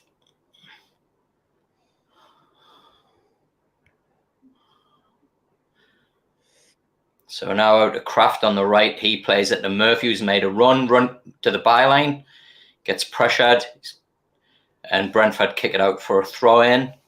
Just about 5 yards from the byline on the right-hand side. Kraft to take.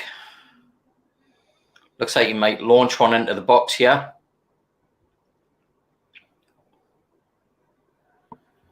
And he's thrown it in, but it's headed out. Brentford have got the ball on Newcastle's right. And it's kicked out to touch by Kraft. Or Shea, sorry. I thought that was Alan Shearer talking to Thomas Frank there. It could be Shearer's long lost brother yourself, mate.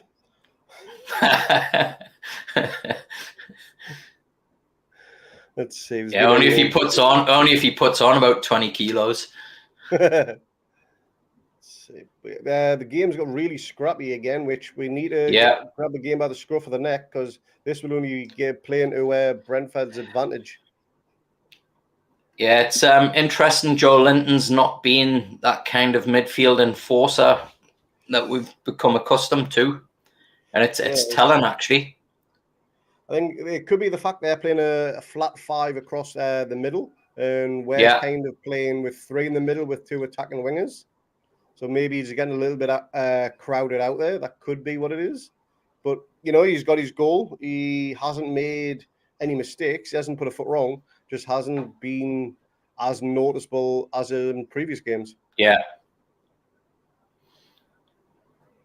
Would you switch him out for Bruno to make a change? I would. It'd be hard to take Willock off because of his goal again, but Willock seems to fade quite quickly in games. He seemed after an hour or so the West Ham game, he was absolutely knackered. But he did run his heart out in that first half. So we'll see what happens in the next 10 minutes or so.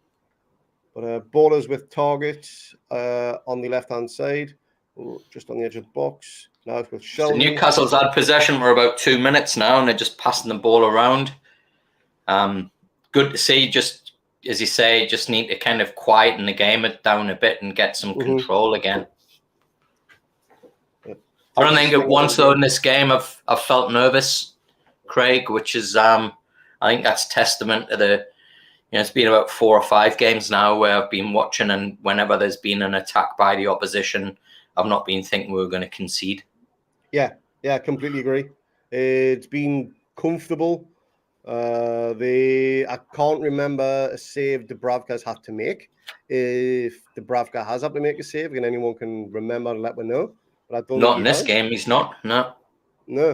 They've had a few chances where shots have been scuffed, that type of thing, but nothing that's put her under any pressure.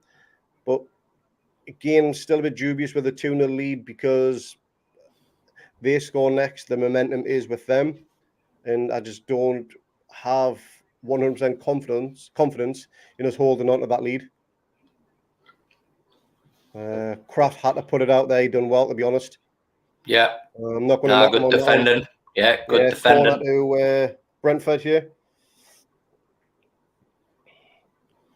Getting a bit nervy, to be honest. Next game is very crucial. Next goal, is crucial in this game. And hopefully it goes in our way. Good clearance there by Joe Linton. Corner in from Ericsson. Ericsson should take our corners, couldn't clear the first man.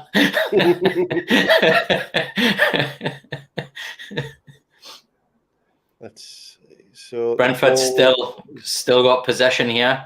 They're making a run on the edge of the 18-yard box with a shot. Oh, and it hits the top of the net. I think Norgard with a shot. Yeah. That was close. It was too close. Yeah. Again, you wouldn't think Brentford are a man down. You really wouldn't. I think Dubravka might have had it covered there. I think that what you said about the 5-man midfield, we're definitely getting crowded out and just not getting, it's a bit like, as I said earlier, the Newcastle of old, where we looked like we just didn't have enough time on the ball. We've obviously got a lot sharper since then, but credit to Brentford. I mean, they're just pressing hard, right? They're just not giving us any time. Yeah. They haven't sat back. They haven't given up yet. We haven't. Another dangerous attack here by Brentford. It's cut out well by Shelby, I think it was. This game is crying out for Bruno now, just to get in there, just to get a little bit of possession. Kraft's just too. So we've not seen Eddie Howe really make changes with 30 minutes to go. I think maybe it was the Leicester game, unless it's been forced.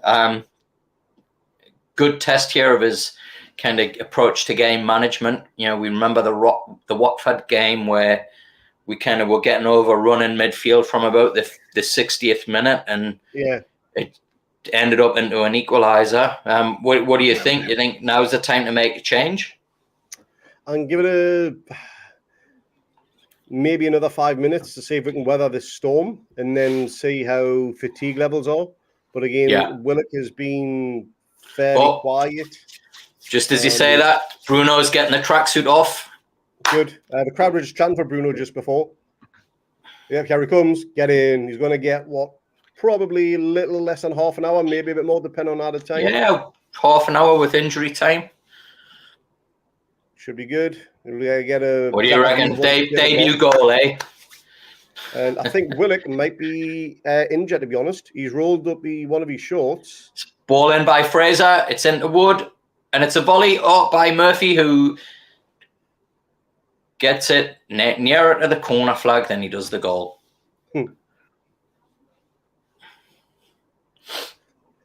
Do you think they might do shooting practice in training, Craig? They do, but I think their eyes are closed. Or Joe Linton's leading it anyway. I'm taking shooting lessons from Joe Linton. So Tony's on. Is for Brentford. So Wissa has come off. Ivan Toney has come on.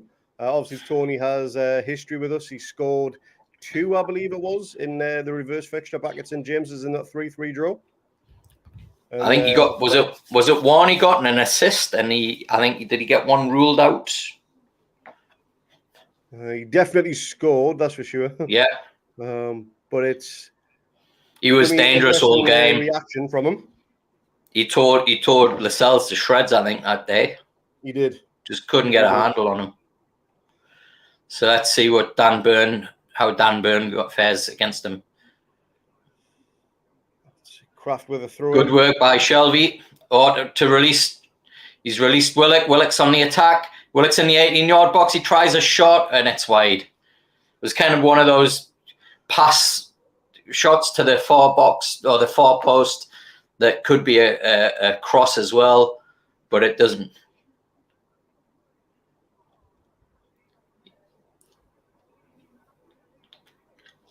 Yeah, it looks like a case of Willock's being caught in 2 minds there.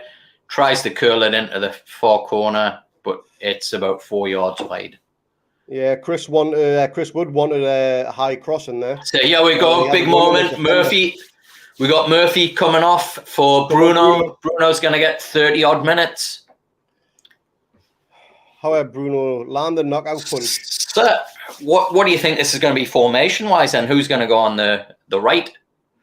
I think Willock will push out onto the right. I really do.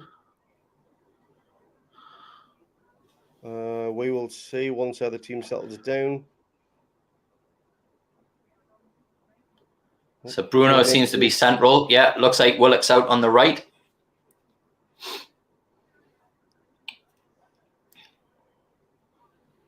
Ball is in Brentford's half. Just played it back to the goalkeeper. Nice play there, Bruno. Lovely ball through for Wood. Wood's running onto it, but he's challenged, and the Brentford defender gets it. Keeper clears it. It's up to the halfway line. Great header there by Dan Burn to target. Wood just too slow there. We've now got the ball on the right with Kraft. Bruno's got it in the centre circle, and he plays it to Shelby. Shelby sprays it out wide to the left to target. Who plays it to Fraser? Willock's moved to the left. Shelby's there now. Ball with Shelby to Bruno to target on the left touchline. Or Fraser, sorry. Back to the centre circle where Bruno's got it. Good spell of possession here. Newcastle just playing it around. Shelby now with the ball to Bruno. Bruno, a beautiful ball there to Willock. That was a splendid pass. And it's now out wide to Kraft, who plays it to Joe Linton. Joe Linton's on the right. He plays it to Willock. We got Share now on the ball to Bruno. Bruno's in the final third.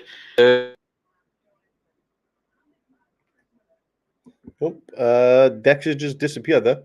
So I'll continue on. So it's with Bruno in the middle, who's just sprung it out to Kraft. And it is Joe Linton on the overlap. Yeah, he's got it. No, he hasn't.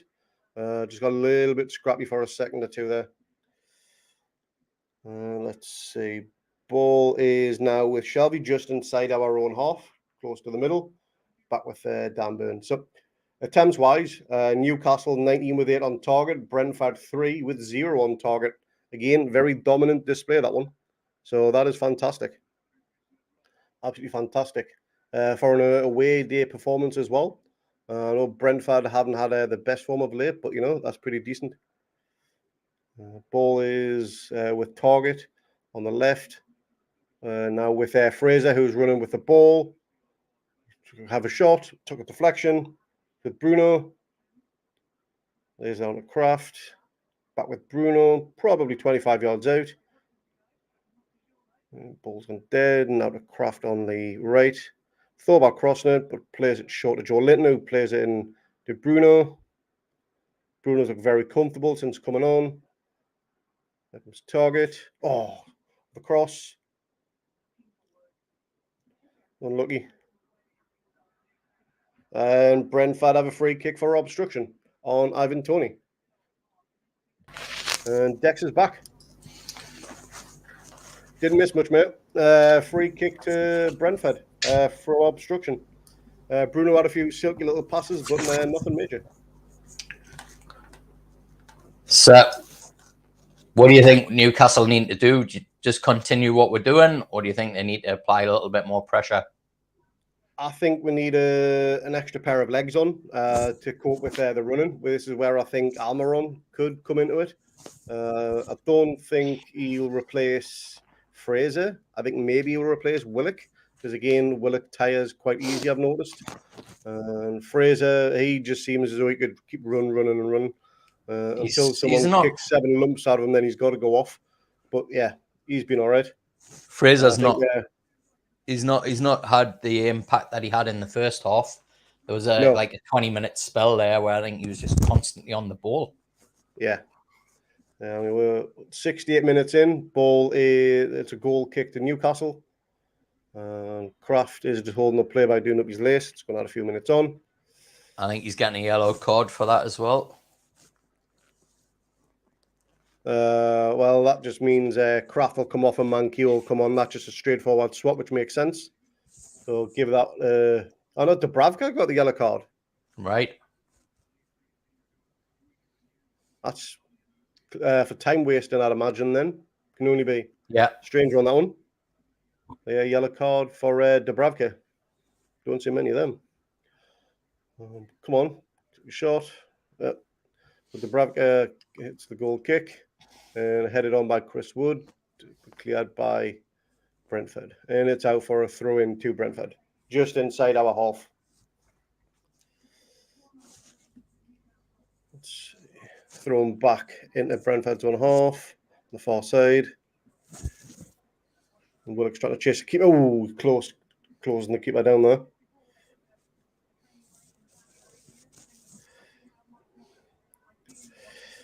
Oh. Brentford, you just got a sense that they're going to get back into this. We just need to get a foothold on it, just like we did at this stage in the first half, to be honest. 20-25 minutes in, we got a grip of the game. And Brentford never really threatened us. Joe Linton being very strong there. Cracking ball. Chris Wood trying to get a shot away, but he's crowded out. Target. Bruno had a chance. He didn't really get much behind it. He scuffed the shot, really. Not much he could do. Ball was coming at him at pace, but unlucky. Very unlucky. And good reaction from Dubravka there to take it. The ball was played up at pace at the far end. But Bruno got close there. He couldn't really get any momentum behind the shot. Joe Linton Somebody down for Newcastle. Joe Linton, eh? That's not a good sight.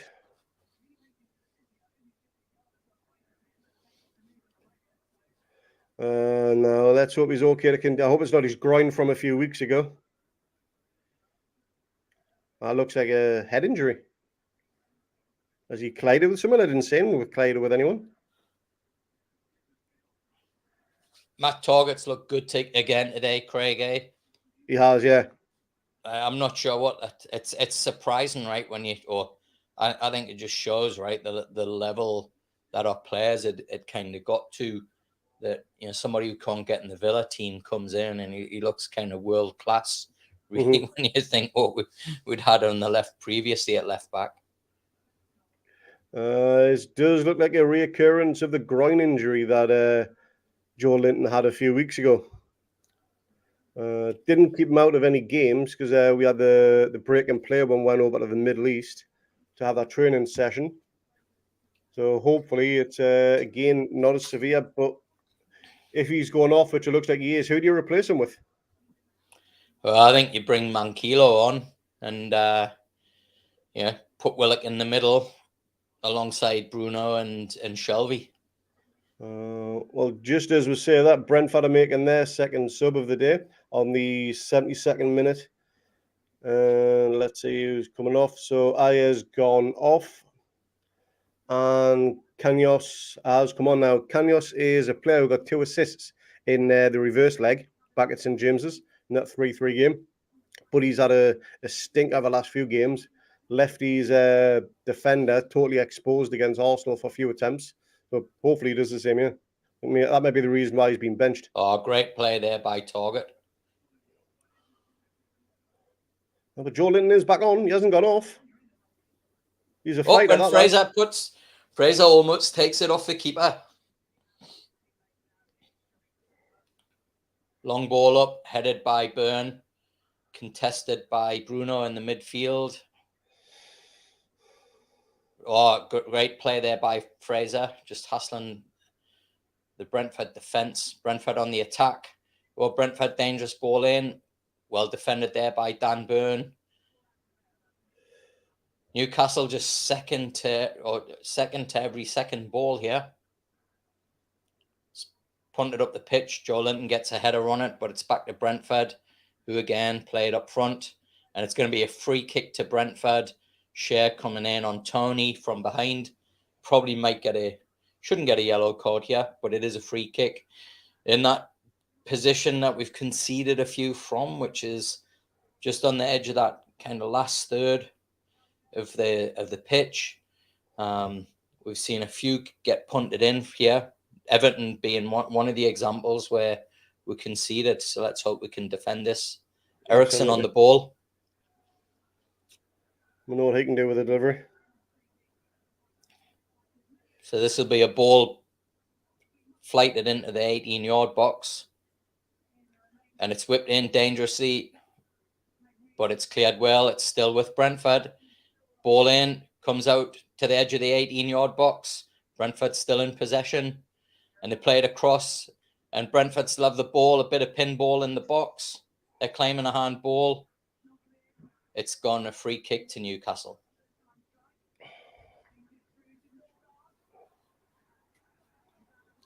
So we got maybe it's about 18 minutes, 20 minutes with the injury time added on. How do we close out this game, Craig? We need to see out this spell of possession from Brentford and get a spell of our own. Take the sting out of the game effectively and try and go for that third. Because, again, I just think we are vulnerable even with a 2-0 lead. And I think a third goal kills the game. It gives us a little bit more confidence that we can score multiple goals in one game. And it's something the game's crying out for, is another goal. For the neutral, obviously Brentford. But for us, we need that third goal just to kill it off. And our players starting to tire again. Willock, he hasn't done much in the last 10 minutes or so, albeit the ball has been played a lot in the final third of our half. So not really the type of place where he can impact the game. But I think his fitness level has been a bit of a worry. I know he started the season injured, then he had a few little niggles throughout, and maybe he's still not 100% fully fit from it. That's why he's never seen a full game for a while. Long throw in by Brentford, headed away by, I think, Byrne, then cleared by, I think it was Target. It's back to the keeper, Brentford's keeper, who's nearly at the halfway line, punts it up, long up to the box. Shea defends it, heads it out, back to Brentford. It's kind of all feeling a little bit like Watford last 25 minutes at the minute. Yeah. It's that 5 in the midfield. It's starting to win that battle. Yeah. We've got pretty much every Newcastle player in their own half now trying to defend. And there's a dangerous ball here for Brentford. They have a shot, but it's blocked. And Target clears it. Willock's got possession. He plays it to Joe Linton. Joe Linton starts to advance and gets it to Willock on the halfway line. Willock keeping possession, plays it back to Kraft, who plays it to Shelby. Shelby sprays it out wide to Target, just inside his own half, who sprays it out to Fraser. Fraser now goes on a run. Chris Wood's got the ball. He takes it back to half line to Target, to Bruno, to Shelby. We're on the halfway line, passing it about, back to Dan Byrne. Dan Byrne plays it out to Shea. Newcastle just looking to take Sting out the game, keep possession. Bruno's on the ball, deep in his own half, and he sprays it out wide to Target, who just gives it a little dink onto Fraser. Fraser on the halfway line. Nice 1-2 there. And Fraser plays it in, and now we got Chris Wood on the ball. Chris Wood's advancing. It was almost a really nice pass to Joe Linton, but cut out well by the Brentford defence on the edge of their 18-yard box. Newcastle still have possession. Back with Joe Linton, who's advancing to goal. It's just outside the 18-yard box. He plays it to Kraft. Kraft gets a ball in, but it's defended by the Brentford player. It's gone out for a corner. We've taken control of the game again, which is exactly what we asked for them to do. Yeah, absolutely. Seeing out that spell of possession from Brentford, nothing really came of it. A few shots from outside the box, but nothing that troubled Dubravka. We only really had that one shot which landed on the roof of the net, to be honest.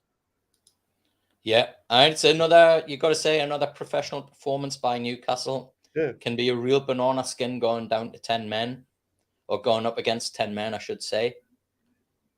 We've got about 15 minutes left on the clock. Anyone want to have a guess what the final score is going to be? Leave it in the comments. Corner cleared the first man, but it's defended by Brentford and cleared. But really good running back there, I think, by Kraft, just to halt that attack. Willock now, and it goes out for a throw in. Brentford will throw in their own half. And they're just playing long ball now. Big ball punted up, but it's now out to Fraser on the left. Fraser advances to the halfway line. Willock's down injured, doesn't look good, but Fraser's attacking. Plays it back to Shelby. It looks like there's a bad injury to Willock. It looks like he had blood in his lip and looked a bit distressed. Hopefully he's all right. Potentially a head injury, so do we stop play? He's off the pitch, so I think that's why they haven't stopped play. All right. Balls with Dubravka. And now we got Shea. Shea plays it out to Kraft. Kraft just inside his own half. Plays it to Bruno. Bruno under pressure, but nice little footwork there. Plays it back to Kraft. Shea on the ball, just the edge of his 18-yard box. Looking for a pass, but there isn't one. But he sprays it out wide to Target, who's in loads of space. Joe Linton now attacking, but loses possession. Brentford with the ball back to keeper. Wood tries to close down, but it's punted back up the pitch, but straight to Dan Byrne. Possession now with Ryan Fraser just in the Brentford half. He plays a long ball to Shelby, who's made a nice run, but Shelby's not going to get it. Greg thinks the game will see out 2-0. Do you see that the same, Dex, or do you think there'll be another goal on it? We're not creating much. We've looked like we've lost the bit of drive. Willock doesn't look too good, so I think Willock might have to. It's like he's bit his tongue or split his lip, so I think he's going to have some work done. It'll be if he goes off, are you bringing on Longstaff or Almiron? Given the options.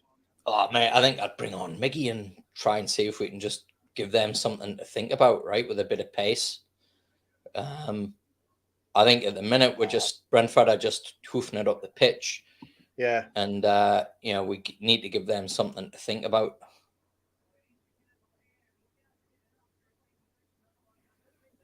It's almost as if the midfield's just being bypassed now. Mm-hmm. Newcastle sitting deep. We all know how that kind of tends to turn out. Brentford, dangerous ball into the box, but Big Dan Burn heads it out. Nobody closing down. Willock now closes down a player, but Brentford all the time to get a ball in the box again. Cleared to near the halfway line, but Brentford retained possession. They knock it out to their left. Joe Linton's there to try and stop it and does a great job. He's going to get a free kick. Free kick to Newcastle just on the edge of their 18-yard box. We got about just over 10 minutes left. And you have to say, it's all for Newcastle to throw away here, but they look very much in control. Looks like Lascelles is going to come on. Same change what happened in the West Ham game, but a little bit sooner on this one. Yeah. But Shearer's boots reckons Willock was elbowed. Do you reckon he was elbowed, or do you reckon it was an accidental collision? It looked like an accidental collision, to be honest, from what I could see, the angle that they showed on the TV. Yeah, I thought it was just an accident, to be honest. I don't think he knew exactly where he was, and he was just holding the play up and putting his arms behind, and he's just accidentally caught him. I don't think there's any malice in that. But if that's a blood injury, he's got to go off. I know we talked about VAR today on Twitter, Craig, but it's we did amazing, right? Like all those VAR decisions, and the kind of when you think now that the players have upped their performance, and I think that the expectations of themselves and eradicated those stupid mistakes and decisions that they were making, we haven't had a single dodgy decision go against us, have we? It's a rarity for us because normally we get like 2 or 3 a game. Or at least it seems like it anyway. Yeah. To the point where we're all starting to wear tinfoil hats, thinking is there a conspiracy against me?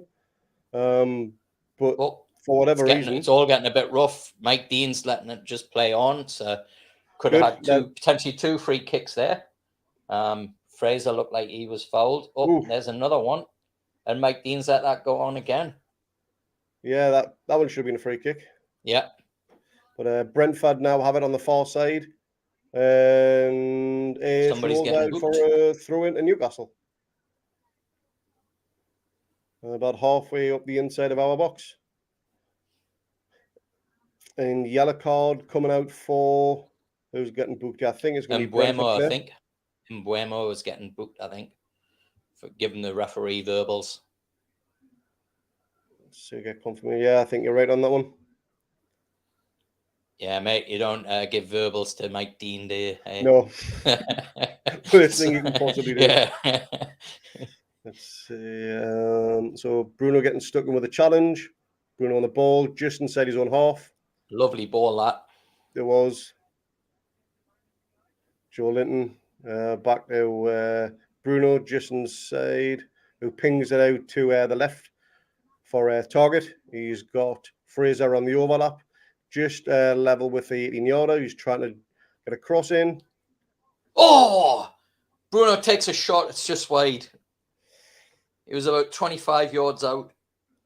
Went for the bottom left-hand or right-hand corner. Oh, it was probably about close. 4 yards wide. I think keeper had it covered, but it was close. Yeah. Third goal now definitely kills the game off. That was a good 6 feet wide. Maybe a bit more. Yeah, keeper had that. Oh, beautiful ball that though to Fraser. Fraser was in on. Oh, but the good defending by Brentford. Fraser's gone down under a challenge. Free kick in a dangerous area here for Newcastle.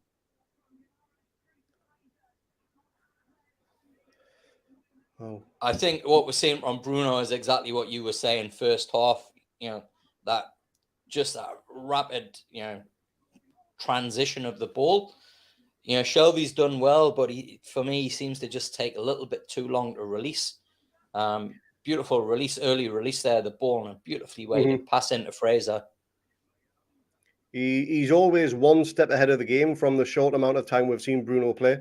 Yeah. And when he gets up to pace with the Premier League, which will take a few games, that's no doubt, even a bloke of his quality, but he's definitely already shown early signs of what he can do and bring it on. I think next season, if we stay in the Premier League, which with 3 points share is it's going to be, we're taking a massive step to that. Shelby with a free kick. The team around him. Oh, great save by the keeper. It was a thunderbolt by Shelby that went straight through the wall. Looked like it got a bit of a deflection, and it comes straight at the keeper, who just a reaction save, just like punches it out. Throw it in Newcastle right on the corner flag on the left-hand side.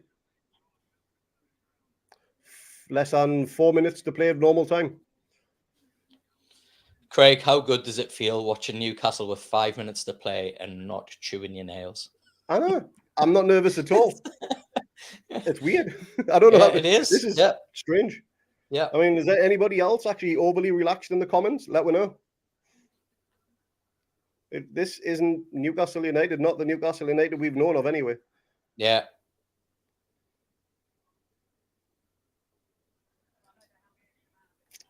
So ball is out for a goal kick. Rhea looks like he's going to just ping it up as far as he can.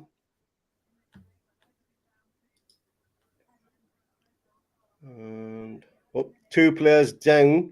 Looks like a head collision, so player stopped. I'm trying to just see looking who at it the is. other scores, Craig. We've still got Brighton 0, Villa 1, Palace Burnley 1-1, Man U Watford 0-0. That'd be a big point for Watford. That I did not see that going that way. So it's it's just turning into a very, very interesting season at both ends of the table, eh? It really is. It really is. And I'm just going to see if I can get some of our stats up here for. Oh, here comes Miggy, who's who went down for us. Who had the head collision? I couldn't make it out. I'm not sure actually. But Miggy's coming on. Still can't see. Did Lascelles come on? Tony. Sorry? Did Lascelles come on? I don't know. He mustn't have. I'm sure they were. Ivan Toney's down for Brentford. Yeah, Lascelles is on. Looks like Lascelles has come on for Share. But give you some stats on the 88th minute here. So Newcastle have had 65% possession, which is phenomenal. 25 shots, 10 of which have been on target, 6 corners, and we've had 6 fouls going in our way. Very dominant display, albeit there were a few moments where Brentford looked like they were trying to get back into it, but we so far stood firm, and unless they can see the next minute or two, I think 3 points is going to be ours. Yeah. No saves for Dubravka to make either? No. Yeah, nice, easy day for him. He's earned his wage doing bugger all, apart from kicking a few goal kicks. You don't mind when your keeper has a quiet day.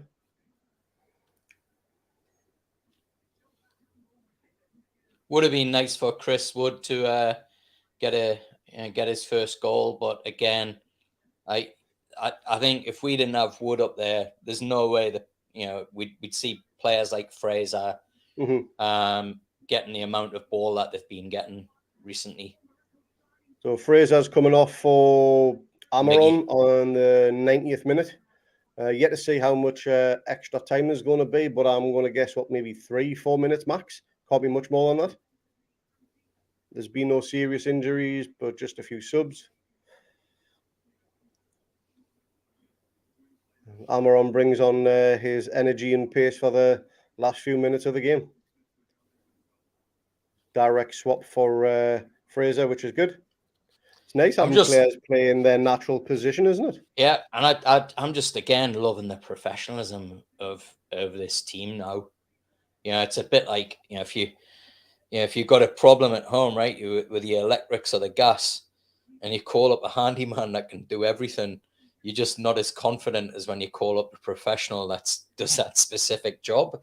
And I think what we're seeing is just like really professional performances because we've got the right players in the right positions. Yeah, and there's no more this. I mean, like, let's just hope we never see Matt Ritchie at left back again. I'd like to see the guy get some game time and playing in a more attacking position for us because he's been a great servant to the club. But let's not waste the guy at left back anymore. Yeah, absolutely right. But there's 5 minutes of added on time yet, to be honest, which we played 30 seconds. There's been a few. Yeah, there's been a few, kind of people with off the pitch and stuff. So, ball is with Newcastle on the far side anyway. Target about to take a throw in, just about level with the box. Oh, who's this on the ball? Really nice work there by Bruno.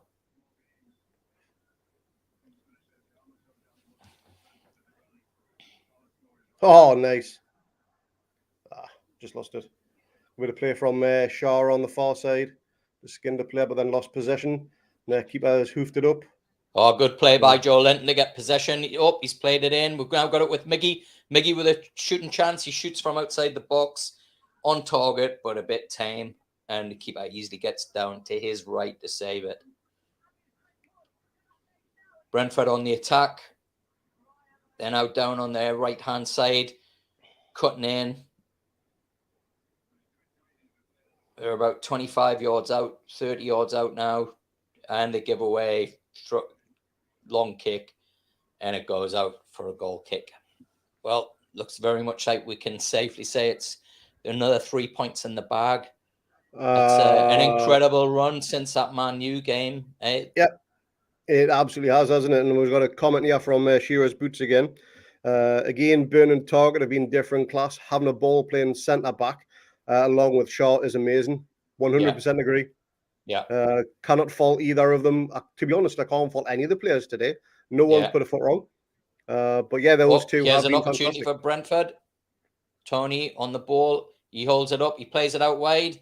Oh, and it's Dubravka finally has a save to make. You'd expect him to make that shot straight at him.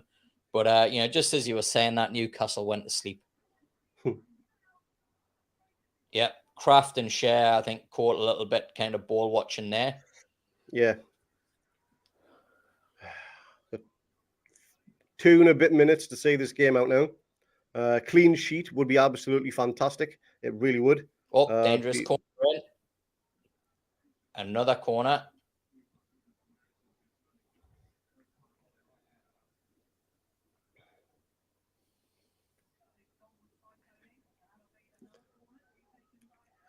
A little bit of late pressure from Brentford, yeah, but is it too little too late? You hope so.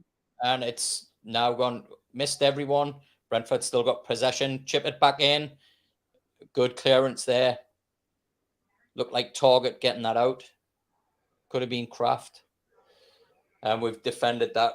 Brentford still have got possession, but they've taken it all the way back to their keeper. So we're now in the last, 90 seconds of time added on. Dan Burn, great header there. Brentford, though, back on the attack. Lofted ball over. A bit of a tangle with Brentford and Newcastle player, but nothing there. And Dubravka has the ball.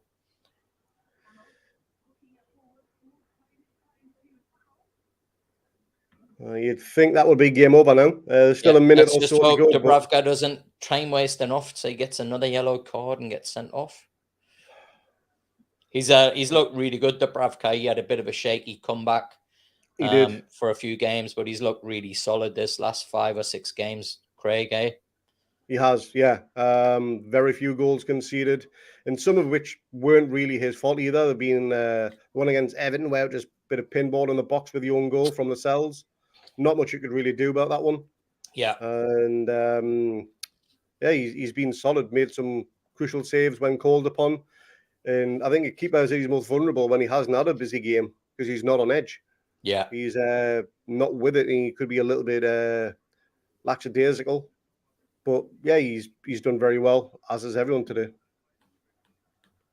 Yeah, keep saying it, but just such a really professional performances by Newcastle. Yeah, Jan has picked up another yellow card for Brentford. I think that's 4 yellow cards for them now. And I think we're just going to throw this free kick, which is close to the halfway line, near the centre circle. I'm just going to put it at the corner. Just waste a bit of time. We are over the 5 minutes of added on time. Ball is chipped towards the corner, but it's lofted back out into play by Brentford. And that's it. So is it? Come on. It's all over. It is all over. So there you go. Yes. Come on. Get in. Yeah. Another 3 points. That is absolutely fantastic. That is getting Eddie and the lads. What a performance that was. Genuinely amazing. Well done, boys. The nice thing about that, Craig, I've got to say, is that it was a celebration at the end that was one that was kind of, it's not like the other ones that we've had where we've been holding on and just praying that we didn't make a mistake. I think, even West Ham last week, as good as we were only 1-0 ahead. That was, Everton, until we got that third goal, it was still a bit nervy. Whereas with that, we were in control. I think pretty well. Obviously, they went down to 10 men, but they still gave up a good fight. And I think once we got that second goal, we just looked really in control. We did. Yeah, it was a fantastic performance.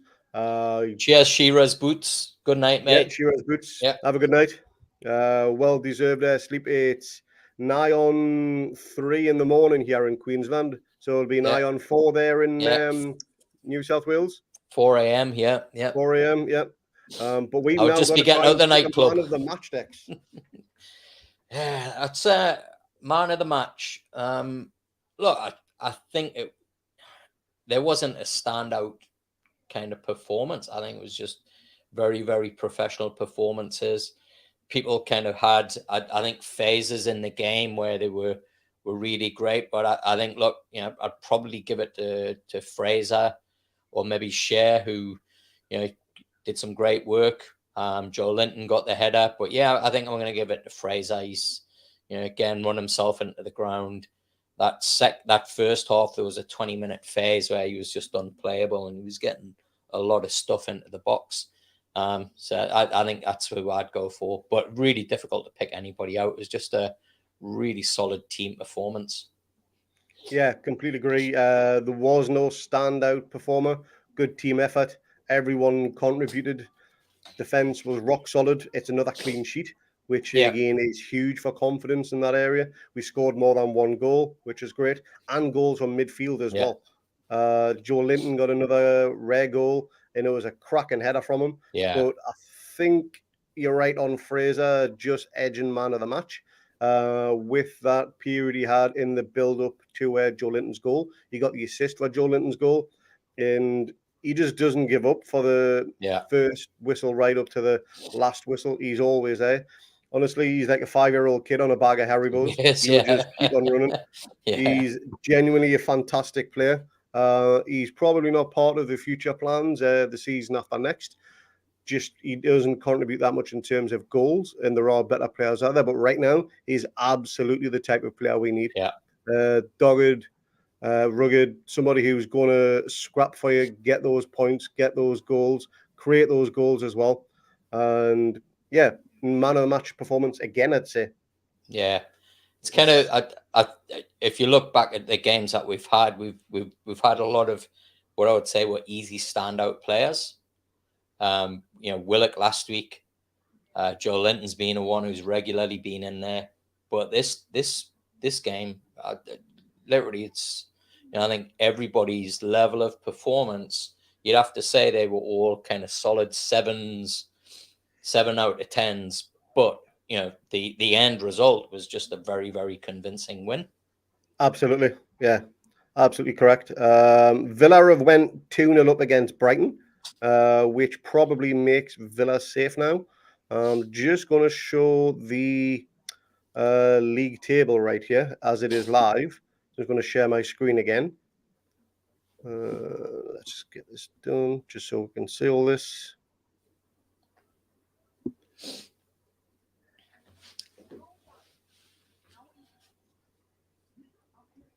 There we go. So we can see there that Newcastle are now comfortably sat in 14th. We are a point ahead of Brentford, but more importantly, 2 games ahead of Brentford, which is brilliant to see. Leeds, they lost today 4-0 at Ellen Road. Brentford, as we know, we've just lost against us 2-0. Everton, they yet to play. They kick off shortly against Man City at Goodison Park. So far, so good. Some decent results. Burnley have drawn 1-1 with Palace. I believe that game is now in full time. So gain a little bit more daylight on that. How does that look for you, Dex? Mate, it's I think that Burnley result's a good one because they were getting on a little bit of a run, and that's kind of halted that. Watford with a really good result, 0-0 against Man United.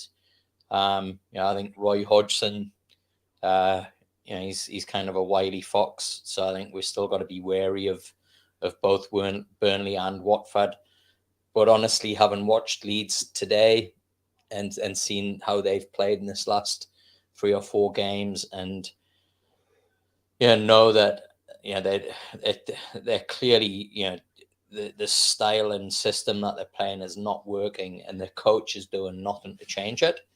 I just think that it's almost like they're on a suicide mission, to be honest, looking at them. And I think they're going to really get dragged into it. I've got to say, I'm usually, the one to be saying we're going down this season, And I did feel that way, probably after that Watford game when we drew 1-1. But now, and this turnaround that we've seen, which has been consistent progression over the last 5 or 6 games, I can't see it happening. Like, Eddie Howe has got the players so well drilled, so well organized, so disciplined, so compact, all fighting for each other, all knowing their jobs and executing them really well, that I just can't see how we're going to get dragged into it when I'm seeing other teams around us. Yeah, I completely agree. I think we've got enough in the tank to stay up. That performance there just shows that. We do have a tough run of games coming up, though, where I think it's Man City, Liverpool, and Arsenal all after each other. I fancy us to get results against those teams, though. I mean, Liverpool, we were pretty unlucky, I thought, not to get a result. We played, the tactics and the plan that we had at Anfield. We had that dodgy goal where Mike Dean, right? Shouldn't have happened, right? It was players down with head injuries. Mm-hmm. Shelby played the perfect back pass, but to a Liverpool player, and went in, and we were 2-1 down. And then, we were in the game until the last 5 minutes. So I still fancy, against Arsenal, Liverpool, maybe it's not City away, but Arsenal at home and Liverpool at home. I think we can get something there. It'd be good because, again, there will be tough games. There'll be games that could make or break the end of the season anyway. But hopefully we'll be, you'd think, comfortably away from the relegation zone by then, where it wouldn't be a worry if we lose a game or two. Yeah. That would be nice to have that bit of breathing space. And at the minute, we currently have, what's that? We're currently on 25 points. Yeah. Sat in 14th. Burnley sat in 18th, just inside the relegation zone on 21 points. So we've got a 4-point cushion. Burnley do have a game in hand on us. But more importantly, we've got 3 games below us in that relegation fight. Now, that bit of daylight, that psychological advantage that will give the players now, and the psychological disadvantage is going to give the teams below us is huge. The importance of winning this game, but not just winning it, but winning it well. We were comfortable the entire game. They had 1 shot on target, which was in the 91st minute, I think it was. Yeah. So they didn't pressurize us at all. Dubravka had an easy game. Yeah, the game was scrappy, which probably played to their advantage at times, but when that happened, it didn't last for long. We ground results out. We took control of the game again, and we won it. We seen the game out, and that's exactly what we wanted. I'm good I didn't get my prediction right of 2-1, but I'll be more than happy with a clean sheet. My winning streak of predicting games is over. I think I had 5 games in a row. Well, hopefully we can pick that up again on the next one. But overall, in a few sentences, how would you sum up that victory, Dex? Just a really professional performance, and they did, they just executed the job that needed to be done really well. I'm just super happy. Yeah, it's great. Bring on the next game. Bring on the next team. I believe the next game is Brighton at home, Yeah. which is again UK 3 o'clock kickoff on a Saturday, which is 1 o'clock here in Queensland, 2 o'clock in New South Wales. We will be doing another watch along for that one. So if you enjoyed this one, come and join us for the one next weekend. We'll love having you on. We'll love the interaction with everything that we do with every one of our followers, every one of our subscribers. And again, if you haven't subscribed to the channel, please do. Really helps us out. But I think me and Dex are going to call it a night now. I think we're both longing for our bed. Not that we're going to sleep, because we'll still be on a high from the result. Yeah. But it'll probably be midday before you're going to catch me at me scratcher. That's for sure. Well, I was smart, and I went to bed at 6 p.m. and got up at 10 p.m. and got 4 hours sleep before this. I was up about 8 o'clock this morning, and it's now 3:05. So I've been up for 21 hours thereabouts. There you go, mate. Eh? I'm going to bed. I think it's well deserved. Yeah, that's passion for you, eh? It absolutely is. But it's going to sign off now from me and Dex. Thanks everybody for watching and tuning in. Yep, been absolutely superb. And we will see you on the next watch along, which again is Brighton next weekend. And please subscribe to the channel, like, comment, follow us on Twitter, find us on Facebook and Instagram as well, and check out our website below. Again, thanks for joining us. We will see you next week. Thanks again. Bye.